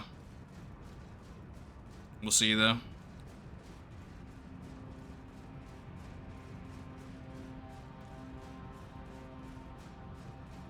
There's also Kestis and Spiked Kestis that are pretty good in their own right. Not as good as those 2, obviously, Iron Ball or Starfist, but Kestis and Spiked Kestis are still quite nice, for sure. So, I don't know. The thing I can't stand with all the fist weapons, though, is that they cannot really hit Radahn well, because Radahn's hitbox is super weird, so that's like a big problem, actually. Alright, we gotta go past our boy Falling Star Beast here, which is fairly straightforward.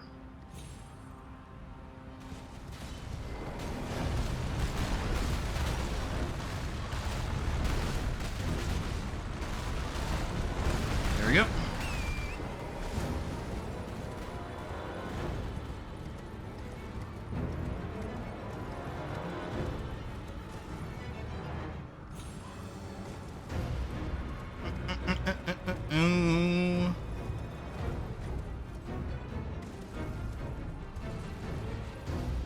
If you want to see me kill him, check out the all bosses run where he killed like 3 of them. 3 regular Falling Star Beasts, and obviously the full grown one.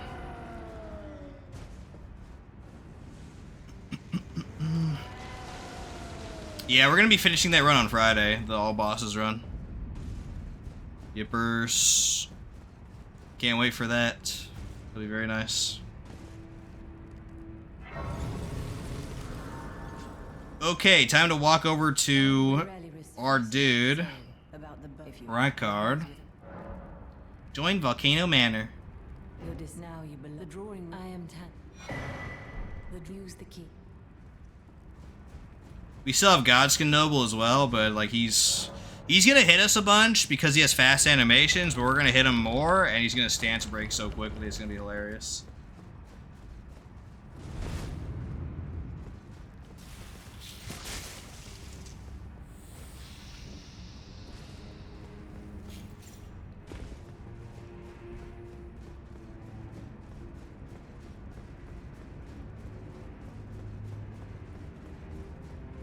Boom, boom, boom, boom, boom. Grab this grace in case something goes wrong.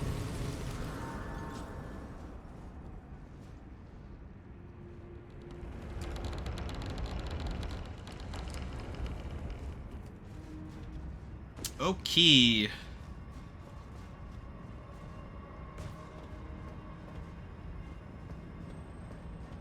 Dun-dun.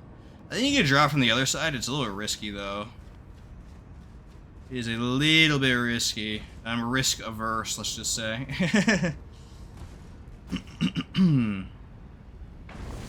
Alright, can we run the lava? Yep. Poggers.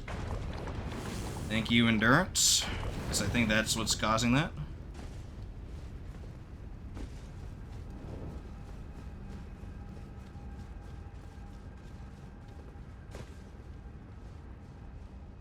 Good, he's in a good spot. Excellent.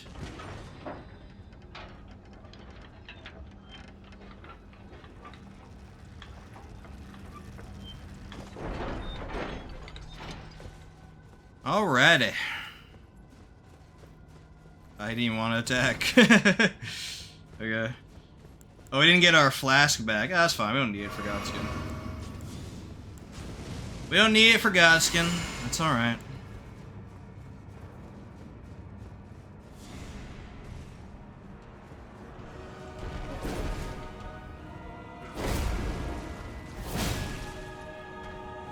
Wow, double, okay.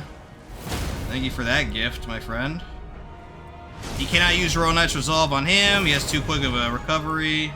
That's okay. I think that's a long animation, dudes. Ow. Annoying Chud. Ow. Crazy.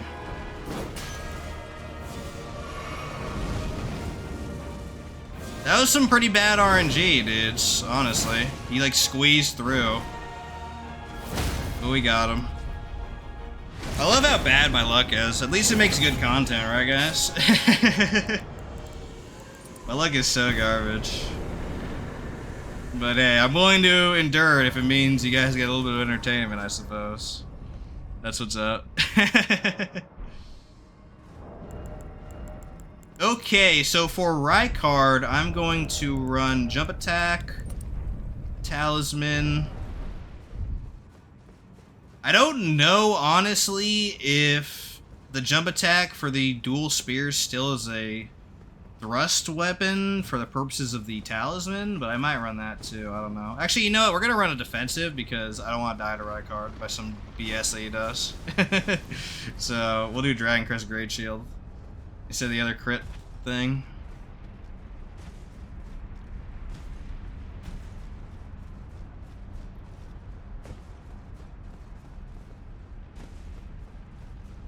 Okay. I'm not used to weapon swapping in combat so much, so I'm still getting used to it, but so far it's pretty easy. Yeah. Very fun, too. By the way, I should have reiterated this, honestly, in the beginning, but for like, every New Game Plus run, you really should have a Misericord in your offhand for crits. Like, switching to it and doing the crit is, like, really, really worth it. Even if you don't run the talismans and stuff, just because it's a dagger and has 1.4 crit modifier, it is really worthwhile, dudes. Really, really worthwhile, for sure.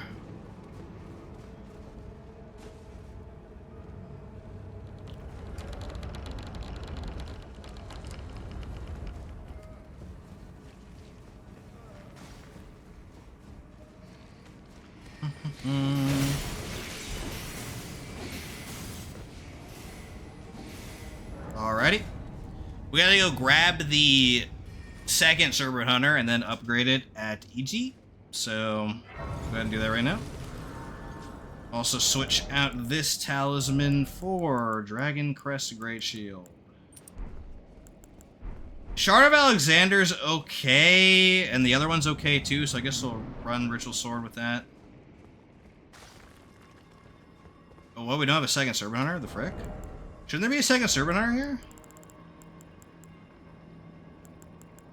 That's weird. Oh well. I guess we, will not be doing that then, boys. KW. Instead, we'll do... I guess Spear Talisman would be the play, huh? Alright. Flask up. Flask of Physic here.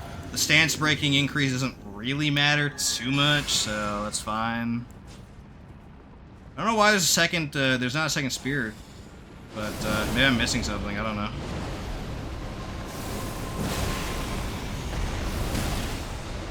Ooh, big damage though. Frick. Wow, that misses. That is wild.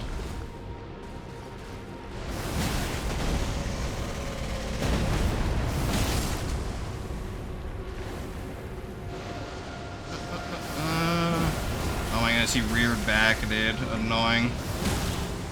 Annoying Chud. Is every boss gonna troll me here? I wonder. I actually wonder. Because we're at like 8 bosses in a row now, including non-remembrances that have been trolling. Just curious, that's all. Wait, we're still mid-rolling, that's good. Got our golden vow off.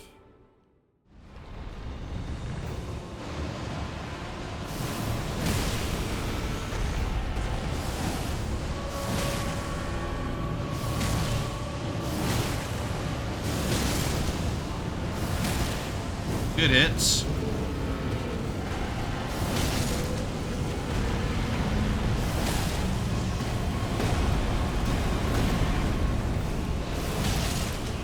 Should stagger soon. Yeah, there we go. Then we can interrupt the ult with the other hits. So that's very nice.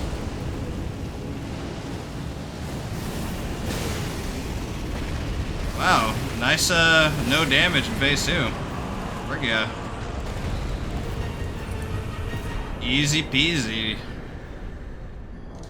Alright. That is 4 out of 26. Now the long run to Estelle will begin shortly. Let's fix our build though before we forget. Ritual Sword, Dagger Talisman, Blade of Mercy. Boom, boom, boom. Yeah, this looks good. Excellent. Where's Stone-Sheathed? It is. Awesome. Awesome sauce, dudes. Alright. So we gotta go do all the Ronnie and Estelle stuff. So that's gonna take a fair amount of time, but we should be able to get through it fairly easily. Get more dexterity going. On the way, we'll also be killing Regal Ancestor Spirit as a Remembrance boss. That'll be one of the 26 we kill. And then obviously Gargoyle Duo, just so we can quickly get to Fortisax later. Very nice. That means we don't have to traverse the sewers or do weird platforming there. Very, very good. Very, very good.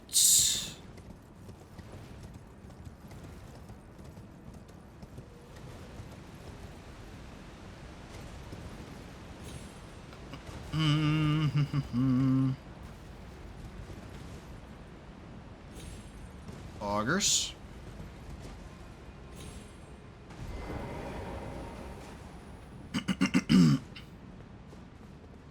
I am gonna cheese Mimic Tier because honestly, I'm a bit afraid of a Mimic Tier with Square Off on it.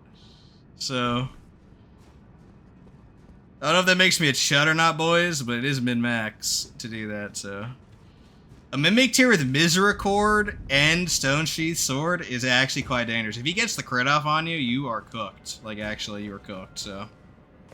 Instead of leaving it up to a die roll, like in my gambling streams with friends, the game, not actually gambling, kick, for YouTube, but in my gamble with your friends streams, not a good idea to leave RNG up to me, dude. It's really bad. Really bad, actually, so. We're just gonna cheese him, Victor. Don't worry. We're just gonna cheese him.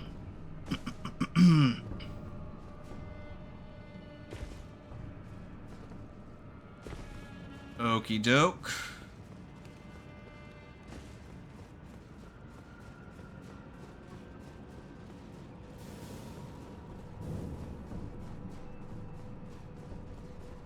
So in order to cheese, just get rid of the 2 weapons here. I guess we get rid of the golden bow one too, Keck. We spawn him in, then re-equip our weapons, and he doesn't have any weapons to fight us with. Easy breezy.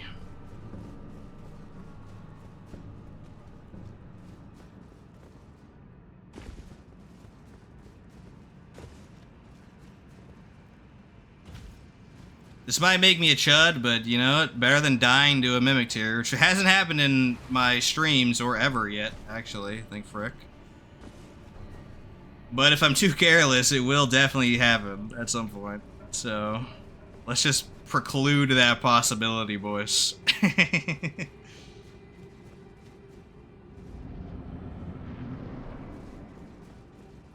Alright, Chad, where are you?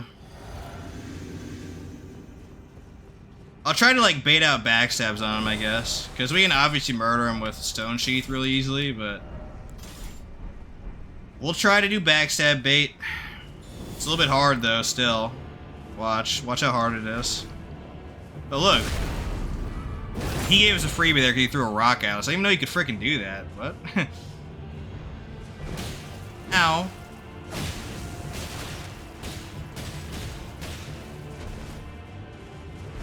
Yeah, look, he doesn't want to be backstabbed anymore.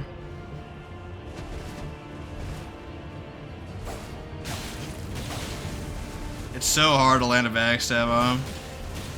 This ain't Dark Souls 1, dudes, where backstabs are free.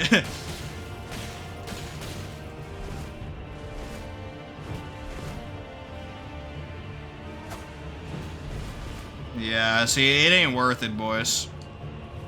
We'll put him out of his misery, then.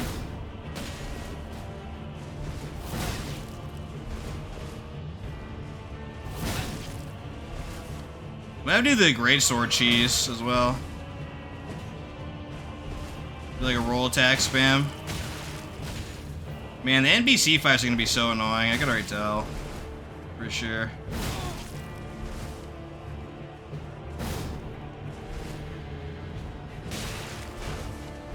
He has a lot of health. I should have unequipped my armor, if anything. Frick.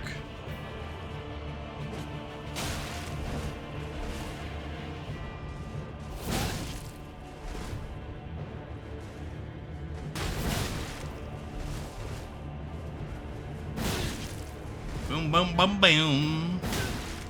Boom, boom, boom, boom. Ah, dead zoned. Okay. Thank you very much. Come again. Okay.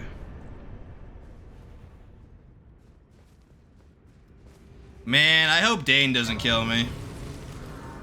I get a funny feeling that Dane might try to mollywob me hard in the DLC fight. We're gonna be super tanky for that, so hopefully it's not that big of a deal, but we'll see. We'll see, boys. Alright, put on our Shard of Alexander again. So I'm gonna do the Ronnie stuff first, which means grabbing the Finger Slayer blade all the way down there. Then we'll kill good old Moosey Boy and Gargoyle Duo. Gargoyle Duo might be a fight where it's better to use light attacks, simply because it's so hard to hit his, like, scrawny legs, but we'll see, boys. Oh, it's over here, Kick.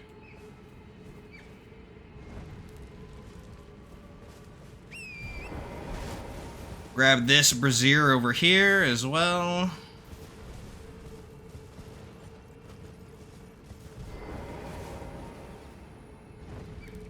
It's pretty hard to die if I just turtle out the fight. I hate doing that, but we might have to if we, or both of them, start spamming poison. Moosey Boy, on the other hand, he's just gonna die. He's just gonna die real easily. We're gonna have to use lights on him too, but that's fine. Ain't that big of a deal, boys. Or I'll do the other braziers later.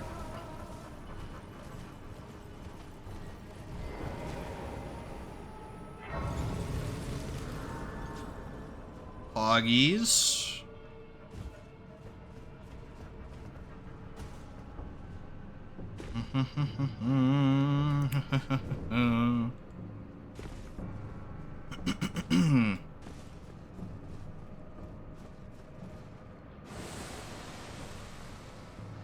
Don't jump back to back there, otherwise your momentum's eaten and you have a high chance of dying.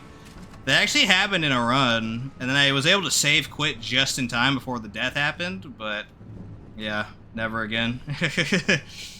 Never again, boys.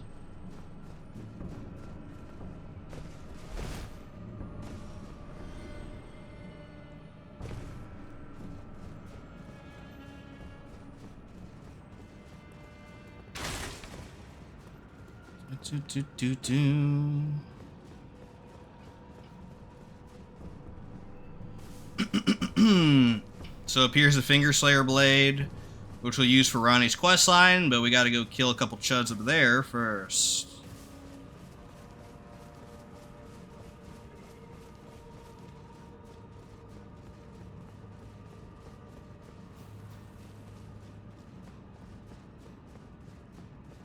We're making really good time, though. We already have, like, 4 bosses killed, about to be 5, and there's an hour left. So it seems like, indeed, we're going to be able to kill Morgott, but we'll see, I suppose. Okay, very good. And there's a couple more Braziers we got to hit. I should honestly cut through here. It'd probably be faster. There's more wolves. Actually, is it faster? Because there's the Brazier here. I don't know.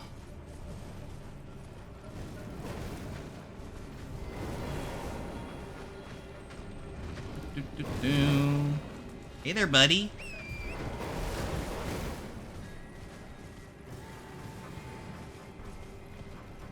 Not too sure, actually, if that's faster or not.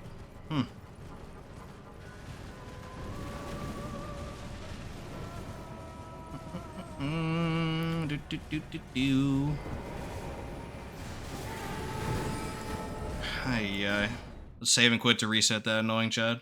He never leashed.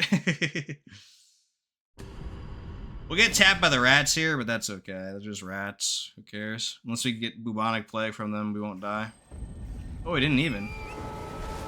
Okay. Even easier. Frick yeah.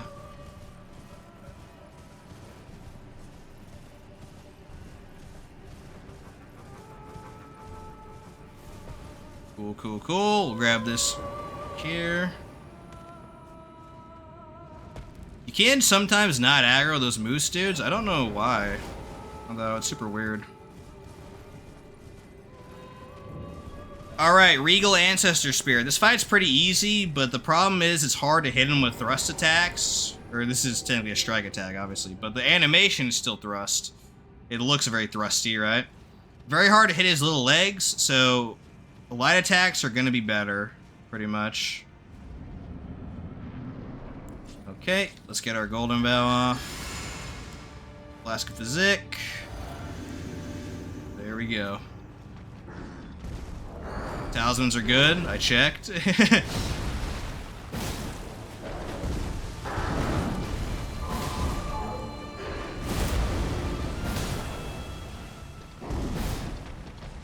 Don't teleport, don't teleport. Oh my goodness, he's stance resetting. Okay, he did not get it off. Good. Actually, I think he could Royal Knights resolve him. I just didn't. It doesn't matter though, he's dead anyways. Heck. GG. GG, boys. Alright. Back to the Ancestral Woods. That is a Remembrance boss. No damage, although it's not very hard on him with Square Off. But, you know, still cool. You know who's not going to be no damage, though? Gargoyle Duo. That fight's annoying. I have no damaged them once before. Was it actually last run that I no damaged them? If so, that was with Euphoria, so that makes a lot of sense, but I don't think this fight is going to really work too well, but maybe. Again, tiny chicken legs, so you gotta really just R1 spam instead of R2, unless you like whiffing attacks, so yeah, we'll be doing that.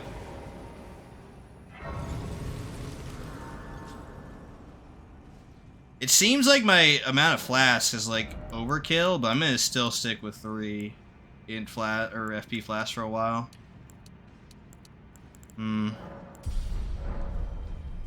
Okay. I wonder if I should max out strength or if that's a meme or not. At the end of today, I'll do, not on stream, but I'll open up one of the calculators for damage and see if that's actually worthwhile or not. I don't know. And if it is, I'll respec at the start of day 2.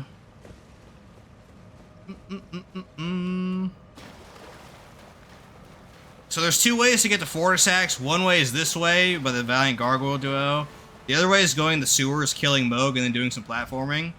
For 1, I hate the platforming, and for 2, the sewer route's longer, so I'm just gonna kill these chuds this time.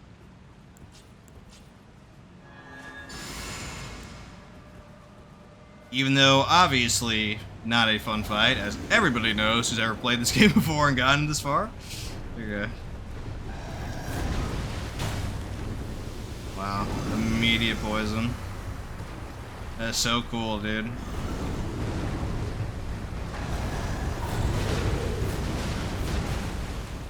Boom. Ooh, we actually hit him there. I'm surprised.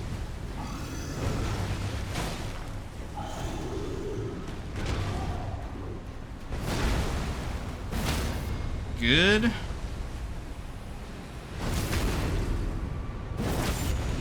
Let's kill this guy quickly before it becomes an issue.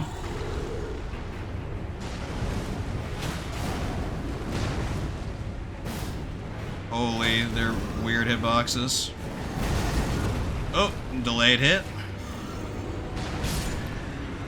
Okay. I think I was literally 1 frame too early. That's funny. Wow. I love their crazy, ugly hitbox that... Oh, here we go. That's actually good. Double roll, double roll. Boom, boom. He's wide open after this, so that's a really good move for him to do.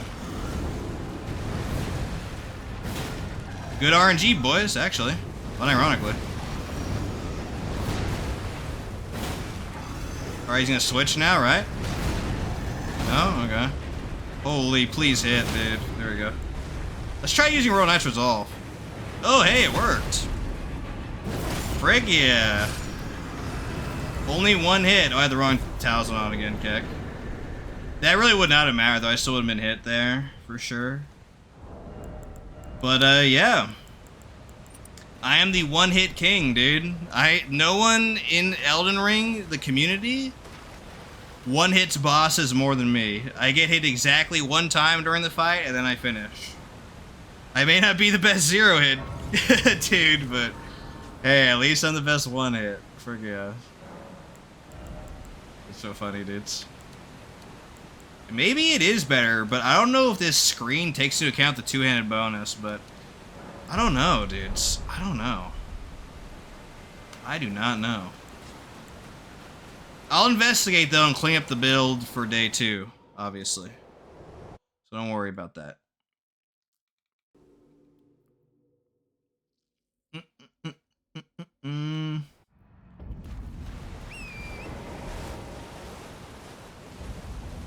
Now we gotta ride up to Fortis Axe. We can't fight him yet, but we can unlock his grace, so we can instantly fight him in day 2. So that is the plan, boyos.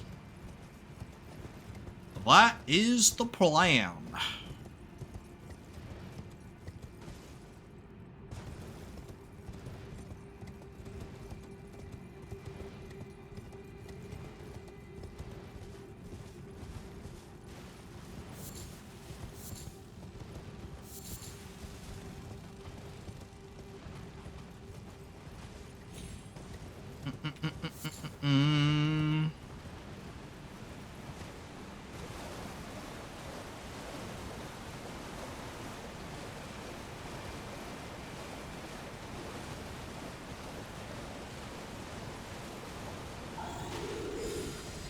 Chud. There we go.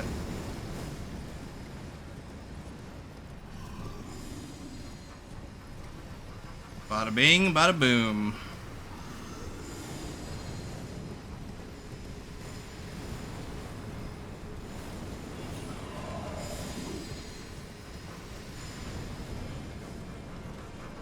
Easy breezy. The next room contains Fortisax and Fia's champions, so we'll come back for them. Now we gotta go to Ronnie and take care of that garbage. We gotta present the Finger Slayer blade to her. After that, we're gonna take a quick detour to go to the Fortisax curse mark area in the tower, the study hall over here. And then we'll proceed to Estelle and kill Estelle. Very, very nice. Very, very nice, boys.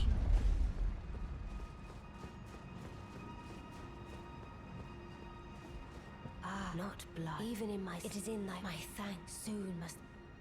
Very good. Here we go, Carian inverted statue. So with that, we can go to the Carian study hall and invert it. There is a new route that I have that is way less of a headache, so hopefully I can pull that off here. Luckily, it's been working good so far. And there's actually built-in protection, so in case you miss the first jump, you should live. But who knows? There's all sorts of wacky stuff that can happen in this game. For sure.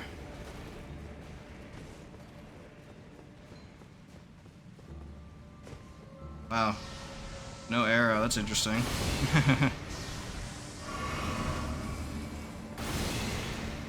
Alright, wait for him to hit that. He's spamming in a weird time. Good. There we go. Very nice. Okay.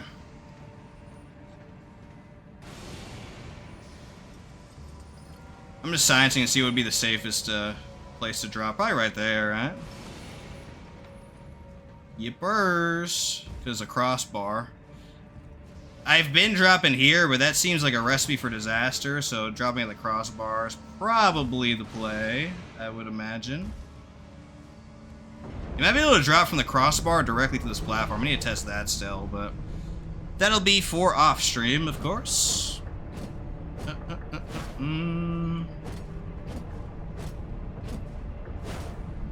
Okie doke.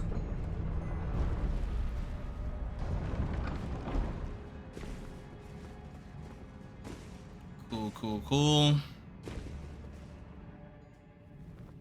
We're actually making such good time. We might be able to go kill Fire Giant too, but I doubt it. That's gonna be like really tough to squeeze in. Fire Giant also sucks because he's one of the dudes that you can't really critical too much. It's really hard to do that. I can try still, but it's just really hard and annoying, so. Not exactly the most fun thing to do on him.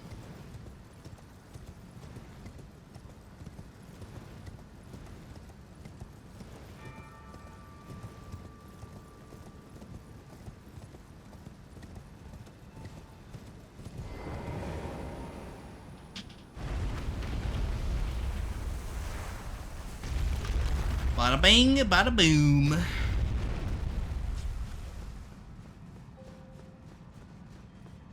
Okay, so let's see. We can go kill Estelle. That'll be 6. Morgot would be 7. Moog would be 8. Yeah, so we're definitely gonna kill at least 8 remembrances today. We'll see if we can go kill Fire Giant though. We shall see, boys. We kind of have to go really fast to be able to fit that within 3 hours, but I don't know. If it's not looking like it, then maybe we could just unlock more graces and save some travel time for day 2. That's okay as well.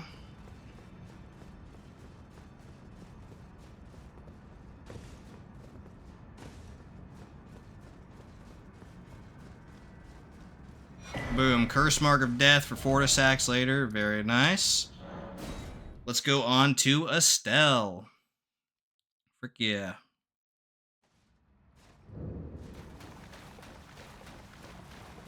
Estelle's a bit of a walk, but it's not too bad, honestly.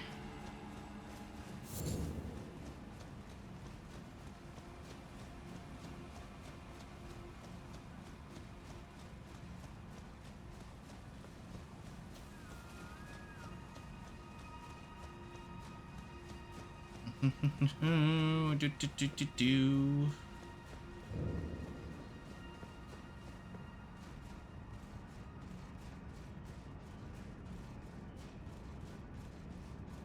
We should have actually grabbed one of the gold pickled foulfoots for Moog as well. Maybe we should go ahead and do that, actually. After Estelle's dead, of course. Or we could do it right now, actually. Because there's one really close to the spawn.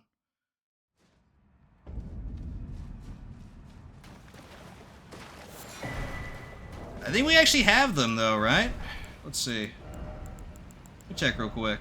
Yeah, we do have one, which we could use on Moog instead of Millennia, I suppose. Using them on both, though, would be really great, obviously.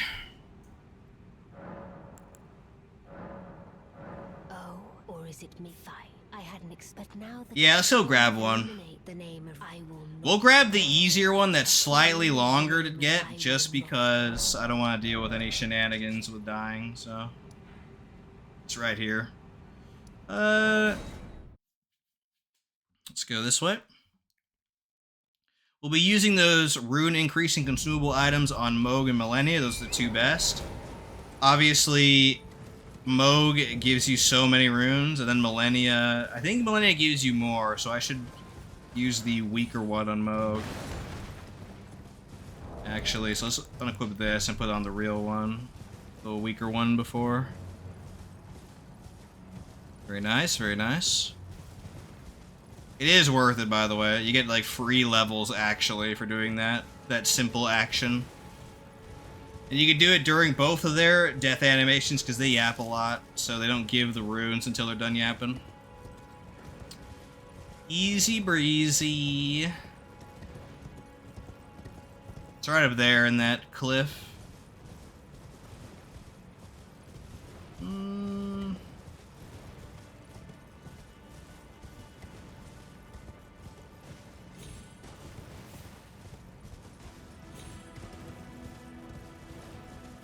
Okay, chuds. Let me loot this stuff here real quick. Thank you. Alright, back to good old Ronnie questline.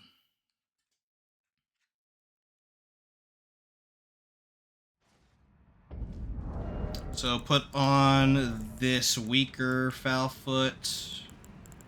Where is it? Oh, there it is. Okay, poggers. We'll use that one for Moog. That might give us over 1 million runes on Moog, which would be very nice. We'll see, though. Oh, shoot. See our RNG on the Fallen Star here. Only 2 hits, poggers.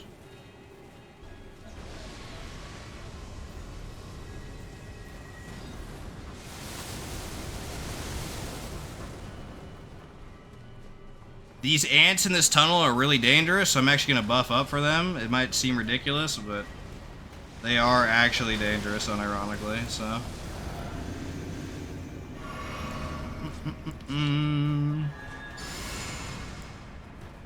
There we go.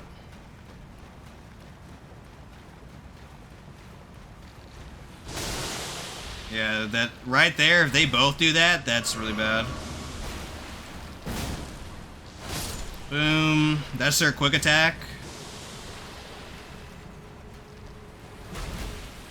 Holy delayed hitbox. There we go. Those 2 ants are harder than the next boss I'm about to fight. Unironically.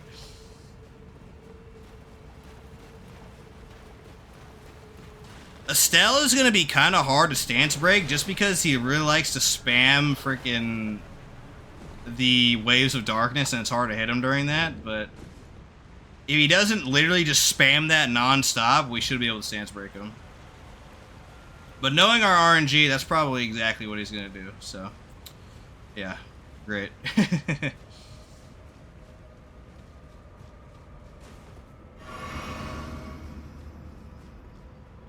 We also get to fight one of the only backstabbable, like spammy backstabbable NPCs, which is the Baleful Shadow. He's gonna get absolutely mollywopped. It's gonna be amazing.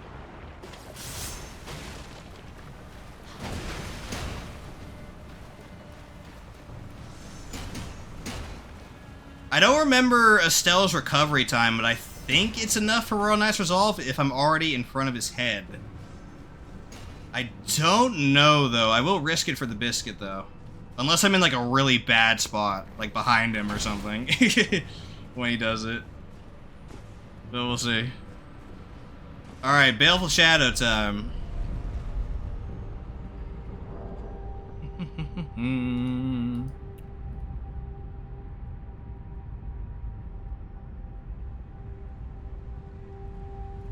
Okay.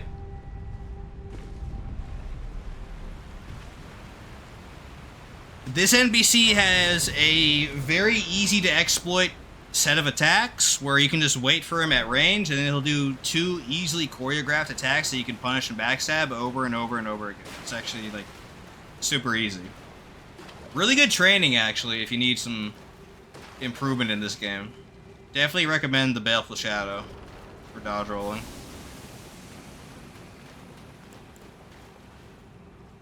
So, here he is. We'll get Golden Vow up. Let's see if I can do it justice. O Shadow, thou art the last. Tell the 2 fingers that Rani the Witch cometh. Come on, do it, Chud. To rend thy flesh with a fateful wound. He's scared. He doesn't want to do it. Come on, dude. There we go. This is 1. Boom. Easy dodge roll, easy backstab. Look at that damage. Kick. Well, I have the wrong talisman on, but it doesn't matter for this fight. Okay. Another easy punish. Easy backstab. 1 more and he's cooked.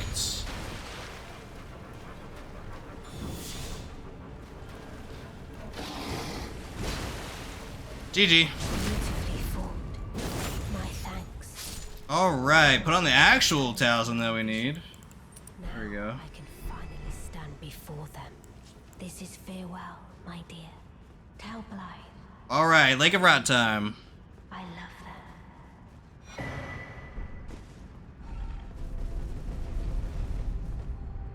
them. Okay, so this will be interesting for sure. Say the grace here.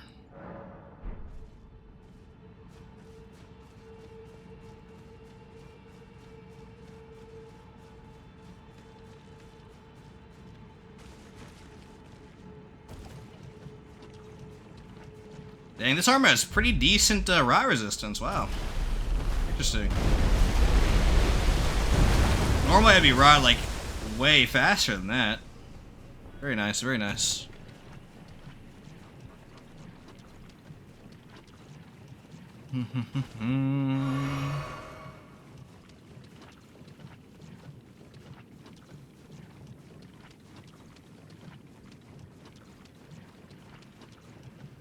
Okie doke.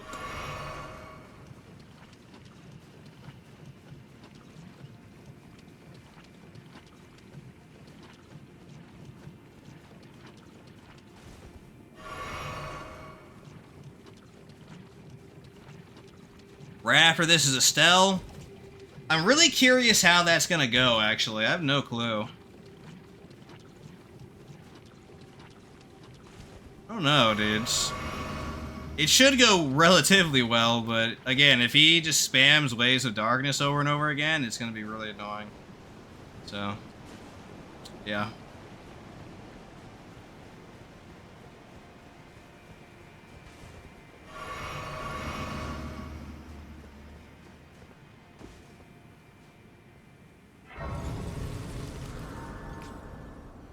Okay, excellent.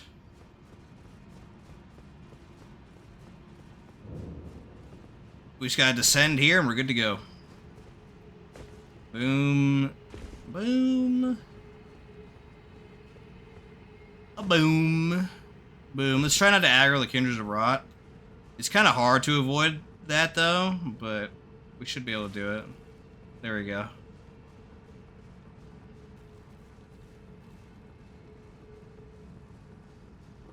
Very nice.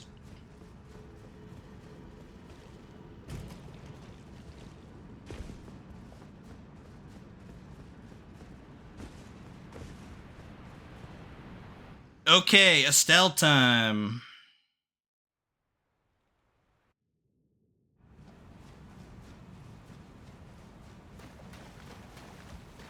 I'm going to try something a little bit wasteful, but it should pay off in the long run. I'm going to pre-buff in here and just beeline to him.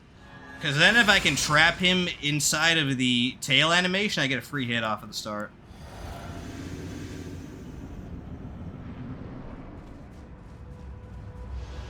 It's going to be kind of hard, though.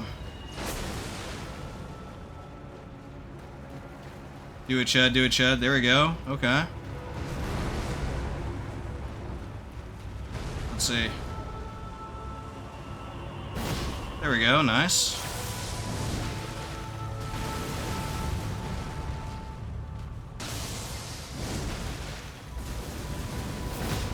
Ooh, that was a good hit. Boom, boom. Can I hit him here? I don't think so, right?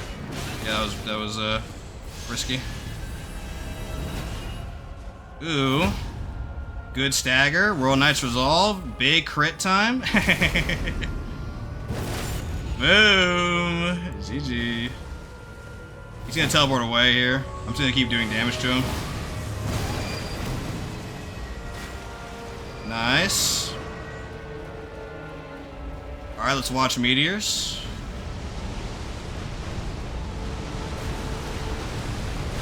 Good. You might try a last-minute grab here. Maybe not. Okay. GG. Really good fight. Really, really good fight, dudes. We played greedy there, but it paid off nice. Alright. That is 6 remembrances down. Let's go kill Morgott now.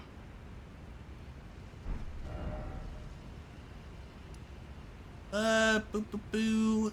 Now, Morgott is blocked by Draconic Tree Sentinel and a few other friends. Draconic cannot be crit, so we gotta once again move some things around. Basically, you remove this talisman, Dagger Talisman, with Rolana's. Where is it? There we go. And Blade of Mercy would be... what would be good for Blade of Mercy? Remember, Spirit Talisman doesn't do anything because this isn't thrusting damage. Maybe I just play it safe and do Dragon Crest, because there's really no other damage talisman I can do. I guess I could do Two-Handed Sword, but, like, who cares about that garbage, right? Let's do Dragon Crest.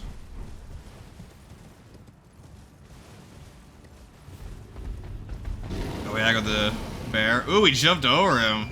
That's pretty fancy, dudes. We can just save quit over here to get him off us. Boom. Now that'll reset his position.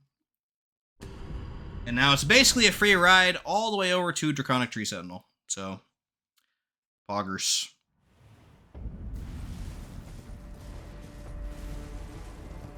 We're not going to waste any time. We're going to go straight over there.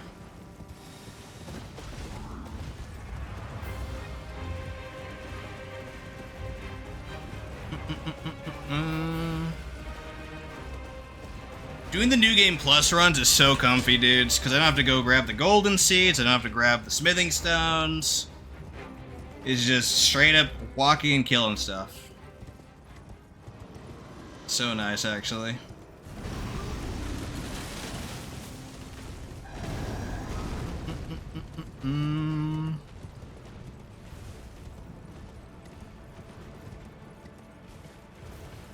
So in case you don't know, you can bully the heck out of Draconic, because there is a cheese for him where you can just get behind him and you can just charge up all your pre-buffs, charge up your Rolana's cameo, charge up everything, and just abuse his many animation locks to just literally sunlock him. It's kind of crazy, actually. I hope I can pull that off.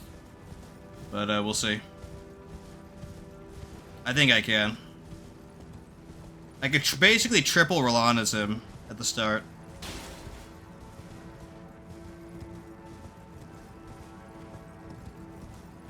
Maybe even quadruple Rolana's, actually, but it's better to do the 4th and 5th hits just staggering him, so just spamming the attack quickly.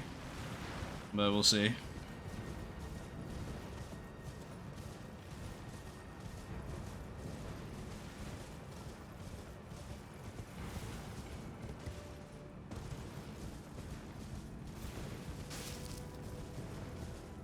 Okay, we gotta be careful of these chuds.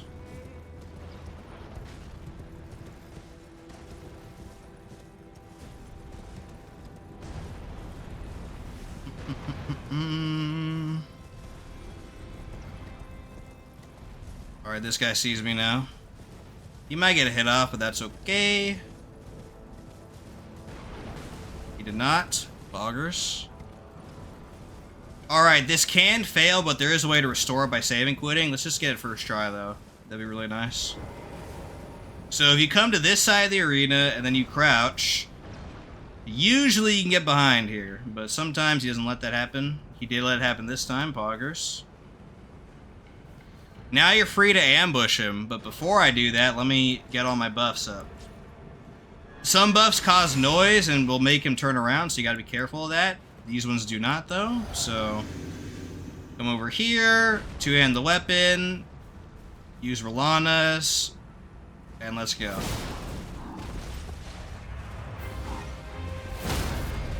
Okay.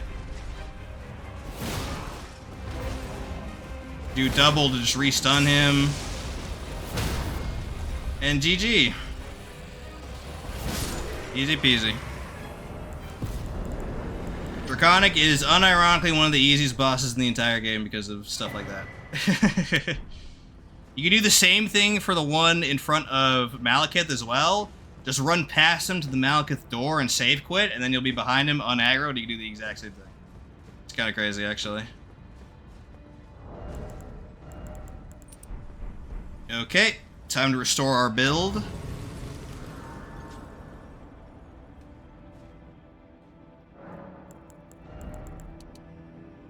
Yeah, I'm torn whether to do strength, honestly.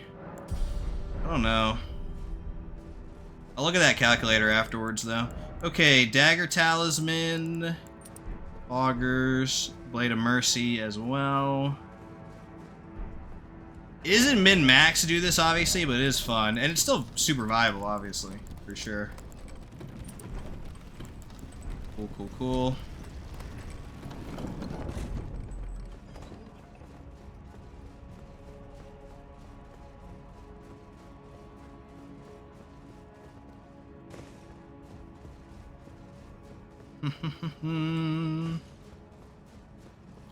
Very nice, very nice. We'll speed run through the capital city. We don't need to go to the sewers because we already did Gargoyle Duo as well, so this should be pretty fast.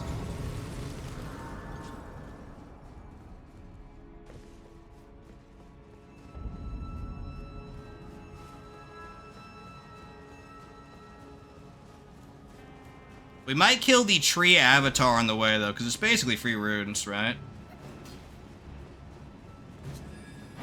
And they're obviously weak to the fire misericord, so super simple.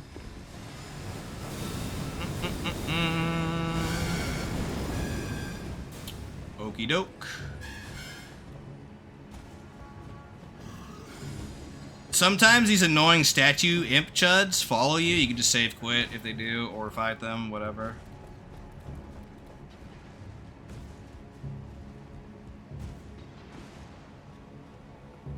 Are they following? They are, okay. So I'm going to save quit. I don't want to deal with them. Very simple.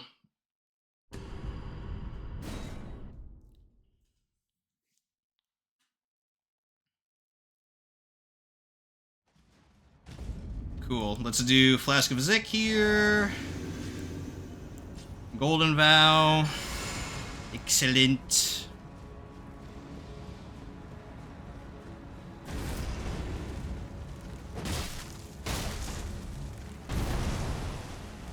Okay. Oh, you chud. He's doing that? Wow, that's annoying.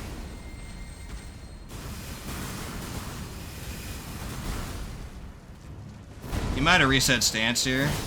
Yeah, he did. Don't do that again, chud. There we go. Boom, GG.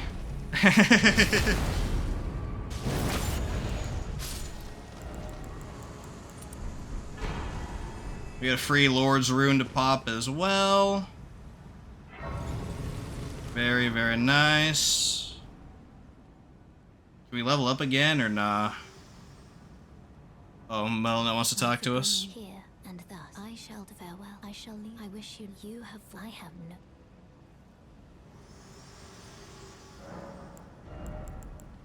Alright. Let's keep pumping up dexterity until I figure out the build stuff. The next fight is gold free. Obviously, you can switch to the jump attack talisman if you want to. I'm not going to. I'm going to commit to this, but he's one of the biggest jump attack bosses in the base game, so clearly it is worthwhile most of the time to go the jump attack route, but this time we are sticking to the Ash of War, which means we're going to get hit a lot, but he will stagger eventually, and then he's cooked, so I kind of want to fight an Ancient Dragon, too, to see if I can stagger them, because I've literally never, in this game or Night Rain, staggered an Ancient Dragon. Never. So it would be fun to see, for sure. Maybe on Fortis Axe it'll happen, but probably not. He has such low HP, he'll probably die before that happens. Yuck.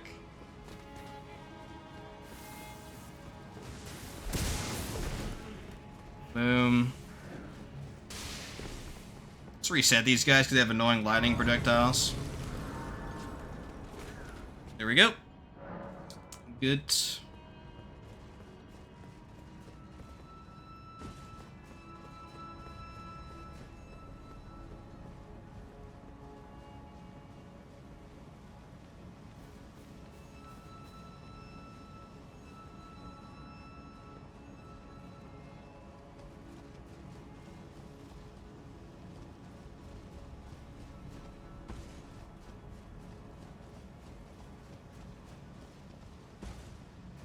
All right. Ew.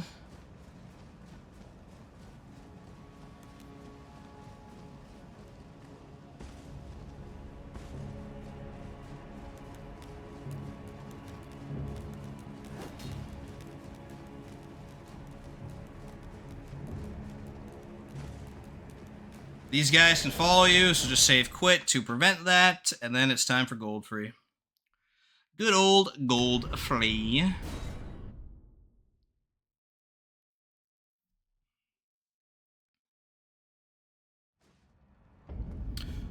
Okay, so yeah, let's do Golden Bough first.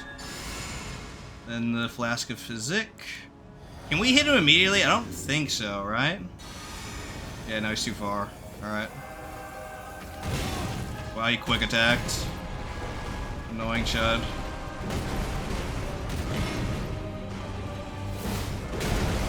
He keeps quickie. They spam quickies, dude. I'll spam stance breaks. That's fine. Boom.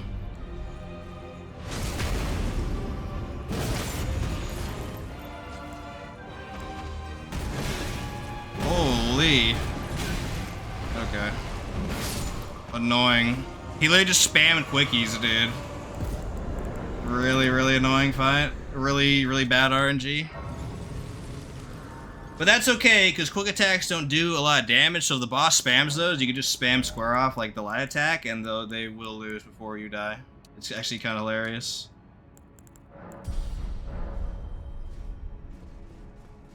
Really bad luck, though. Really, really bad luck, for sure. Okay, Morgott time. What's funny is I didn't know damage this guy ever until I think the all bosses run, funnily enough. Not my actual regular runs, but the all bosses run with Moonveil. Moonveil is so good, dude. It's crazy. That is the only stance weapon that could potentially stand up to this, but that's debatable, honestly. I should say stance, like, breaking, but stance skill. Yeah, Transient Moonlight is pretty strong. He can go head-to-head with Square Off, for sure. Especially in New Game Plus, though. This guy should be leashing right now. Why is he not leashing? Okay. Well, we'll save and quit. His leash broke and he was just chaining me up the stairs. Alrighty. Weird. Okay.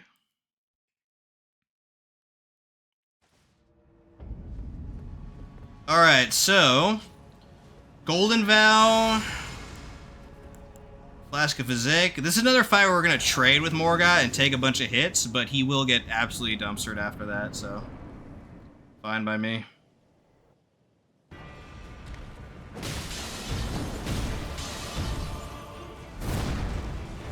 That was pretty fancy. Oh wow. Boom. Royal Knight's Resolve. This might send him into phase 2 immediately. Yeah, well. I'll just let him do that, honestly, so I can heal up. And do that. Kick.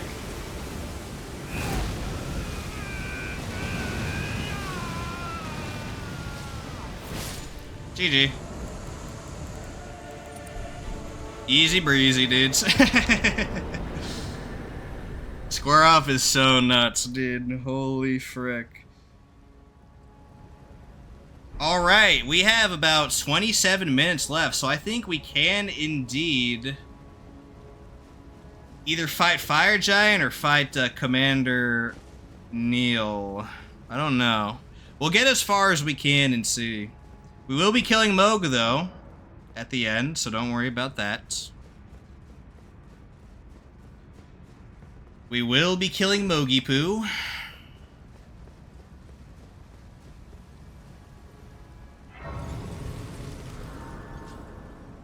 Let's talk to Melina. Hello, allow me. You are unprevented. The thorns are husk. Thorns are indeed impenetrable, for sure, dudes. Okay.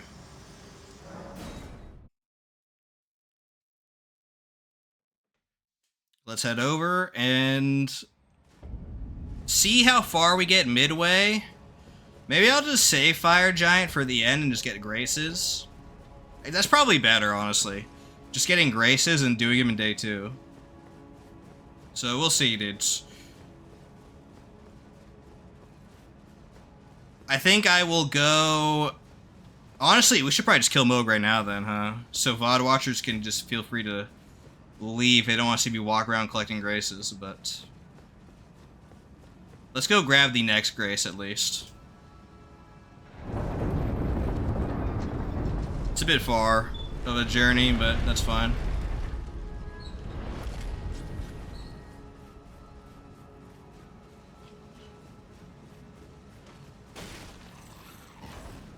Now, Moog, I don't remember, actually, if he gets staggered long enough to use Royal Knight's Resolve. I think he does, but it's kind of tight, so...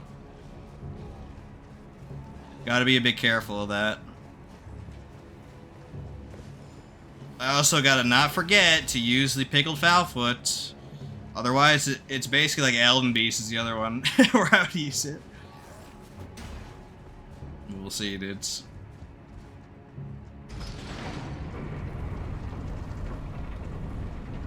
Bye, Chad. Okay, Shard of Alexander here. We might be able to do Nihil skip, but I don't think so, actually. I don't think that would work. It's a bit tight to do that. And unfortunately, Moog is Giga Fire resistant. It might be so bad I can respec the Misericord, straight up. We'll see, though. Because he's like the one guy that's a Giga Fire resistant besides like Fire Giant, but like who cares about criticaling him, right? But we'll see. I'll check his resistance. If it's only like 40%, then I'll go ahead with it. But if it's like 80%, nah. That might be the only time where it's worth switching over to heavy infusion for Misericord. Because again, the flat damage negation is ignored by crits, but the passive percentage resistance is not. So, gotta be real careful about that.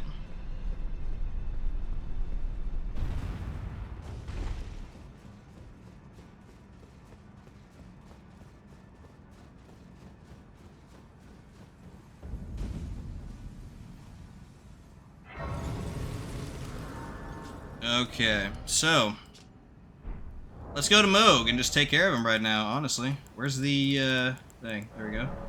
Pure Blood's Night Metal.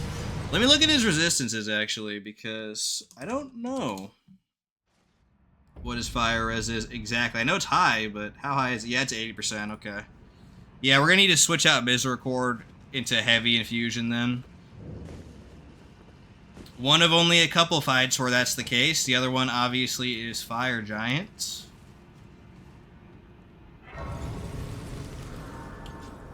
But Fire Giant's a dude where I probably won't even be able to get a single Misericord off, so it really is kind of irrelevant.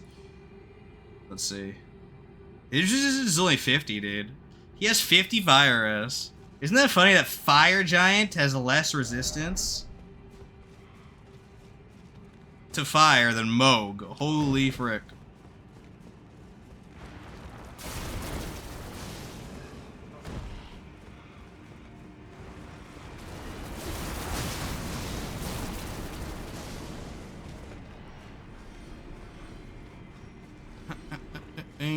Boo, boo, boo, boo. Boo, boo, boo, boo.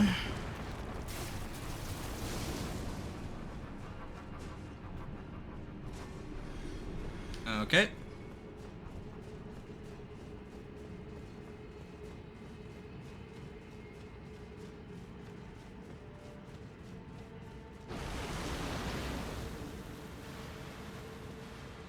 We'll grab this rune.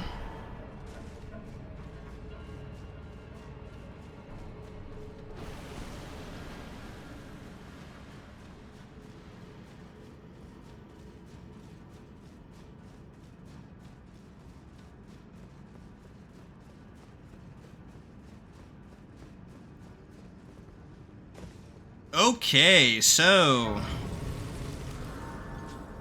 let's go take care of that. Can we do it at EG so we don't have to fight the Chud and Round Table, even though it'd be super easy? I don't know.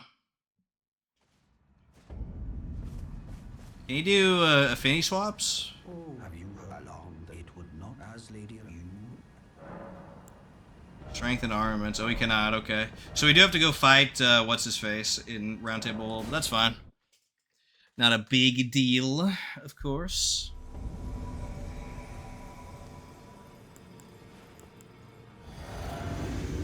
Alright, Chud, get over here.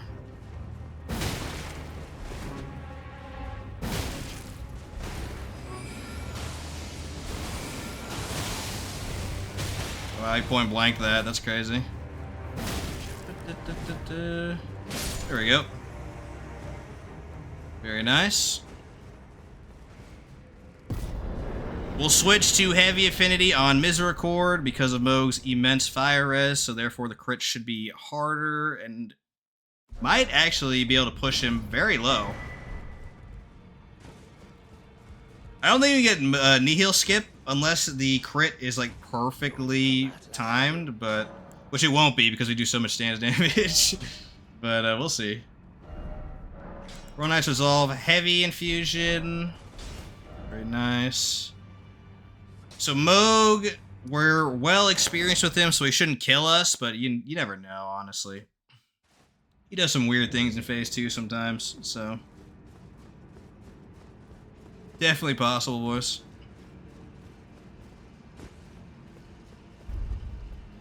The nice thing about him, though, is that we can actually buff up in his arena, because he spawns so far away.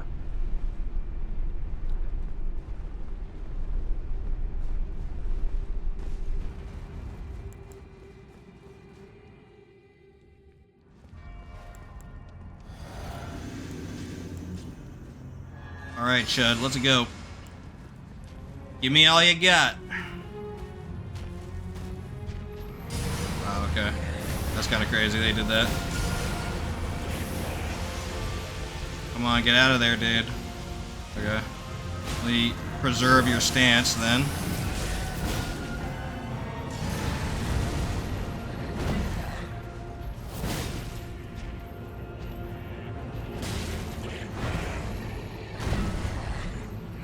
Good.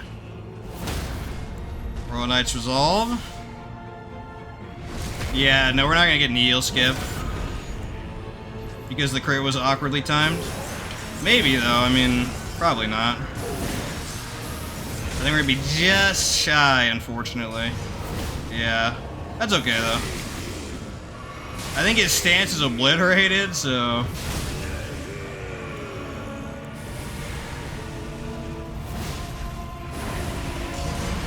Oh, that's weird. That's a weird combo he did.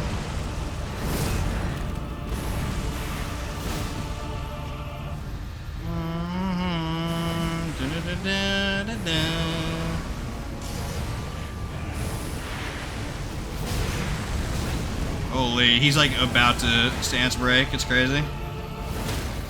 Boom! Right in the head. GG, dudes. Alright, can't forget to use this. Gold pickled foul foot. I love those raw, like, slugging match type of fights.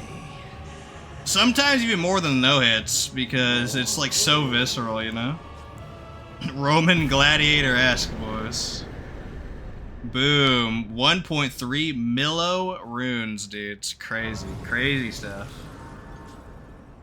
Okay, that's going to be the last Remembrance boss. I think just regular boss, too, for today. Yeah, this is not taking into account the 2-added penalty, or bonus, I should say, so. I assume, you know what, it's probably better, honestly, to start transitioning to, what is it? Radahn's Rune at this point, so. We'll go ahead and do that. By maxing out Vigor and Strength.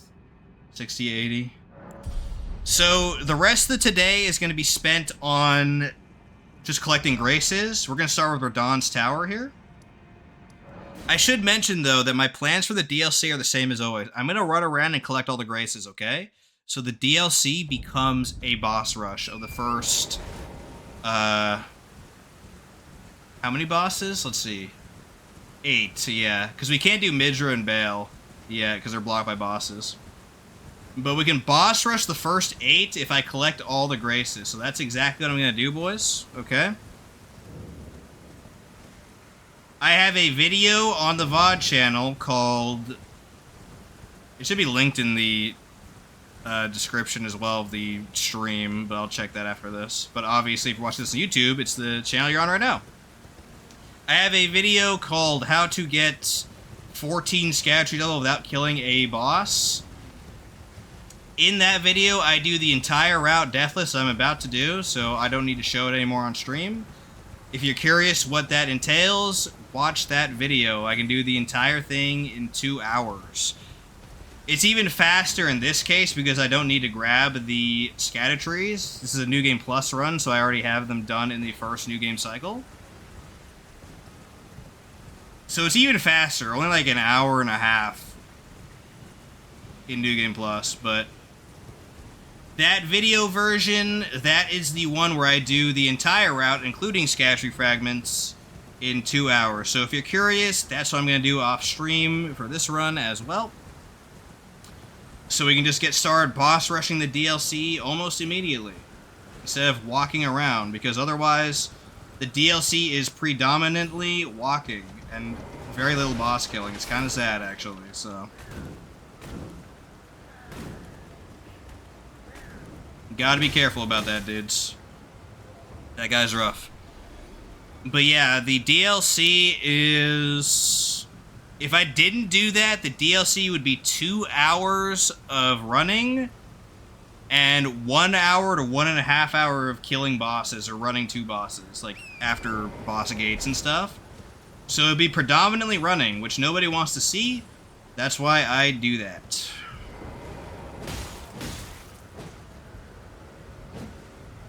kick. Holy clang, dude. The rest of today is going to be just grabbing a couple graces, so don't worry about that, dudes. If you want to click away, that's fine. Thanks for watching. Also, like and subscribe, KickW. But, yeah.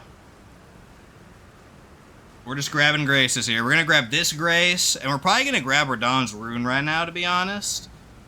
And then we're going to go grab the one next to Commander Neil and the one next to Fire Giant. Actually, I think we don't have time. I think we just have to grab the halfway point grace, but we'll see, dudes. We're going to grab as many graces as we can, basically, to minimize immediate runtime in day 2. Also, TLDR, day 2 will probably be on Thursday, by the way, so, yeah. I'll do my full schedule after this, but if you want to know, Thursday is the next day of this run. We're taking tomorrow off, and then Thursday will be this. Methinks.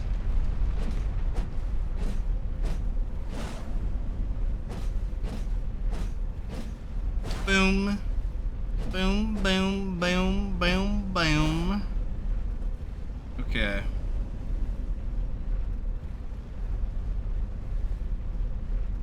Let's grab Dusty's Great Rune. Which is nice, because at the level of mind that I'm at, I think it'll give me more mind. I can actually check that, too. Let's see. We have 173 FP, so... I say mind, I meant FP. It'll give us more FP. It will give us more health, and it will give us more stamina, so...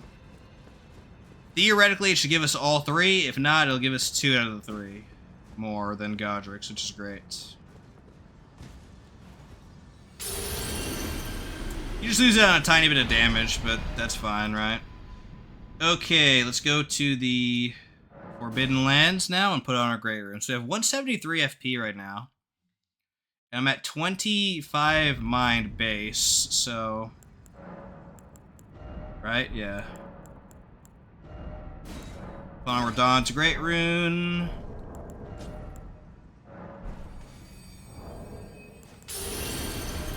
Boom, 169. Okay, so it's not quite more yet, but it's very, very close. So I put a few more points into mine, and it will overcap. Okay, very nice. Very, very nice. I might end up doing that too, honestly, just so we have more FP for like, so we can shed one more FP flask and put on another HP flask, just in case some chud in the DLC decides to misbehave. Looking at you, Metter. I did spend some time in the Hyperbolic Time Chamber, though, and I've been a lot better with Meta recently.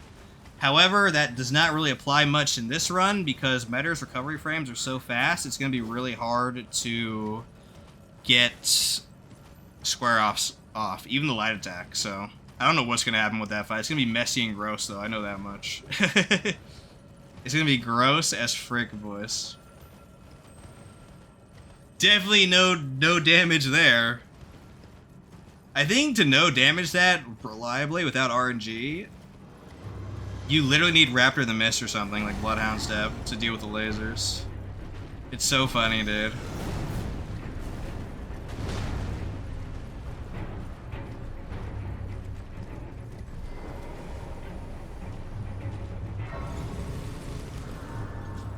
Okay, sit down so Blackblade Kinder doesn't kill us. Let's go. Yeah, looking at the time, I think we only have time to get to the midpoint of the Frost Zone, but that's okay. That's still pretty good.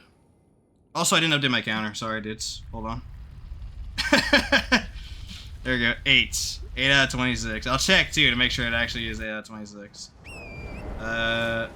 Also, fix this. Boom. This. There we go.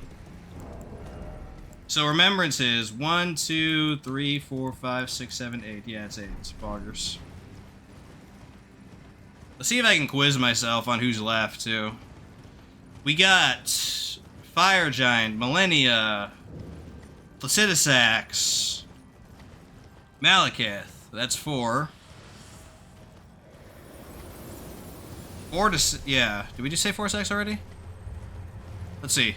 Moog, Fortisax, Millennia. Or not Mo, sorry. We already killed Mo. Kick W. Fortisax, Millennia Fire Giant. Placidusax, Malekith. Horalu, Elden Beast. There we go. Sorry, dudes. Brain fart moment. There are 15 Remembrance bosses in the base game, and then there's 10 plus 1 in the DLC. I count Bayle as a Remembrance because it would be really corny to skip on Bayle, honestly. And he's basically a Remembrance, so I count him as one, and then there's the other 10 chuds too, so yeah, everybody's accounted for, poggers.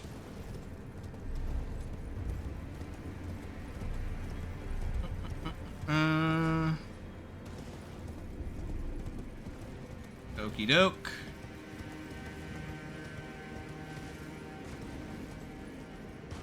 Wait for this guy to shoot, because playing dodge the arrow is not my most favorite pastime, I'll tell you what.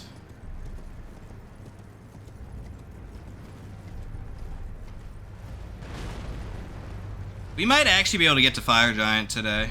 Like the Grace. I don't know. It's gonna be real close.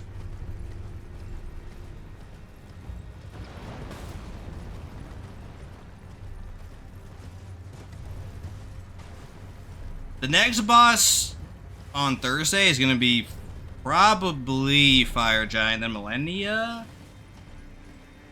Yeah. Seems pretty good. Seems like a wise plan.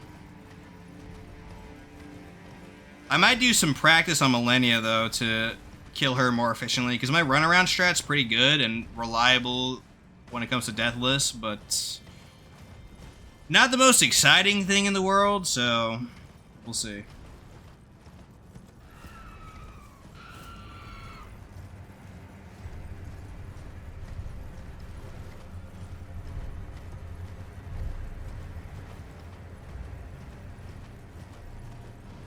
I might spend some time working on her tomorrow, but who knows?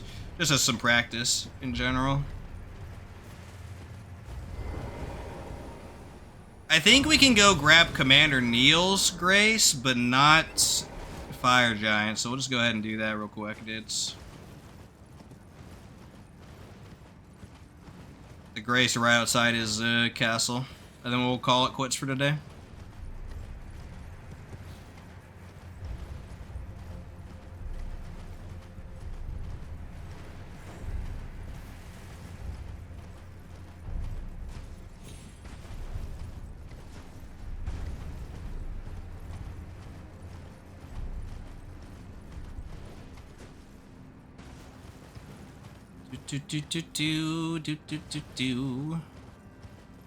Honestly, at this point, my biggest fear is either Millennia doing something weird or the NPC fight at the end of the DLC causing problems. Because Dane is a chud sometimes. If it's just Leda, I should be able to manage. But Dane, too, like, sometimes it gets sketch and they can literally stun lock you. It's kind of annoying, actually.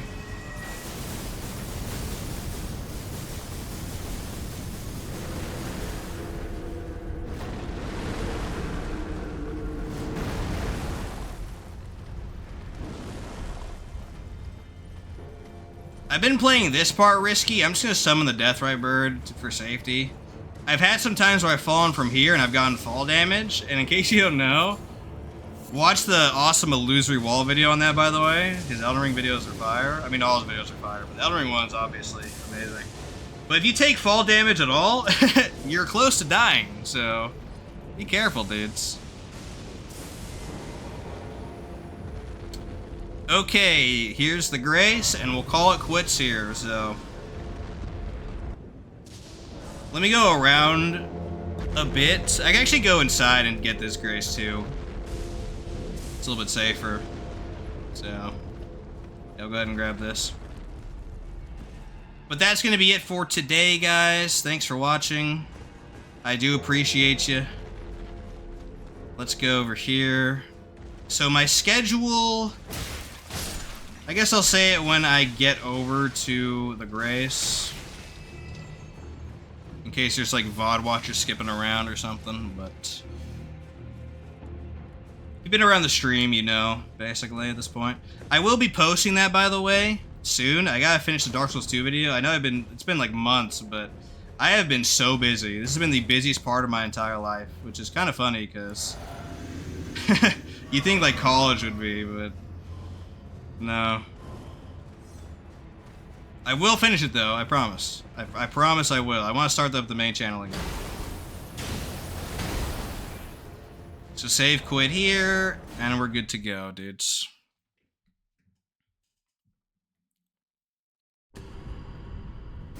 Man, my throat hurts. I need some water bad.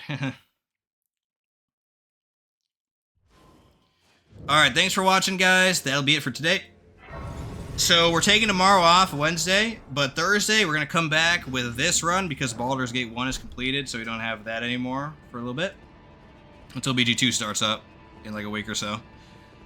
But on Thursday, we're going to finish this run. Thursday, we're going to do all bosses, finish that run, and then we'll go forward from there, honestly.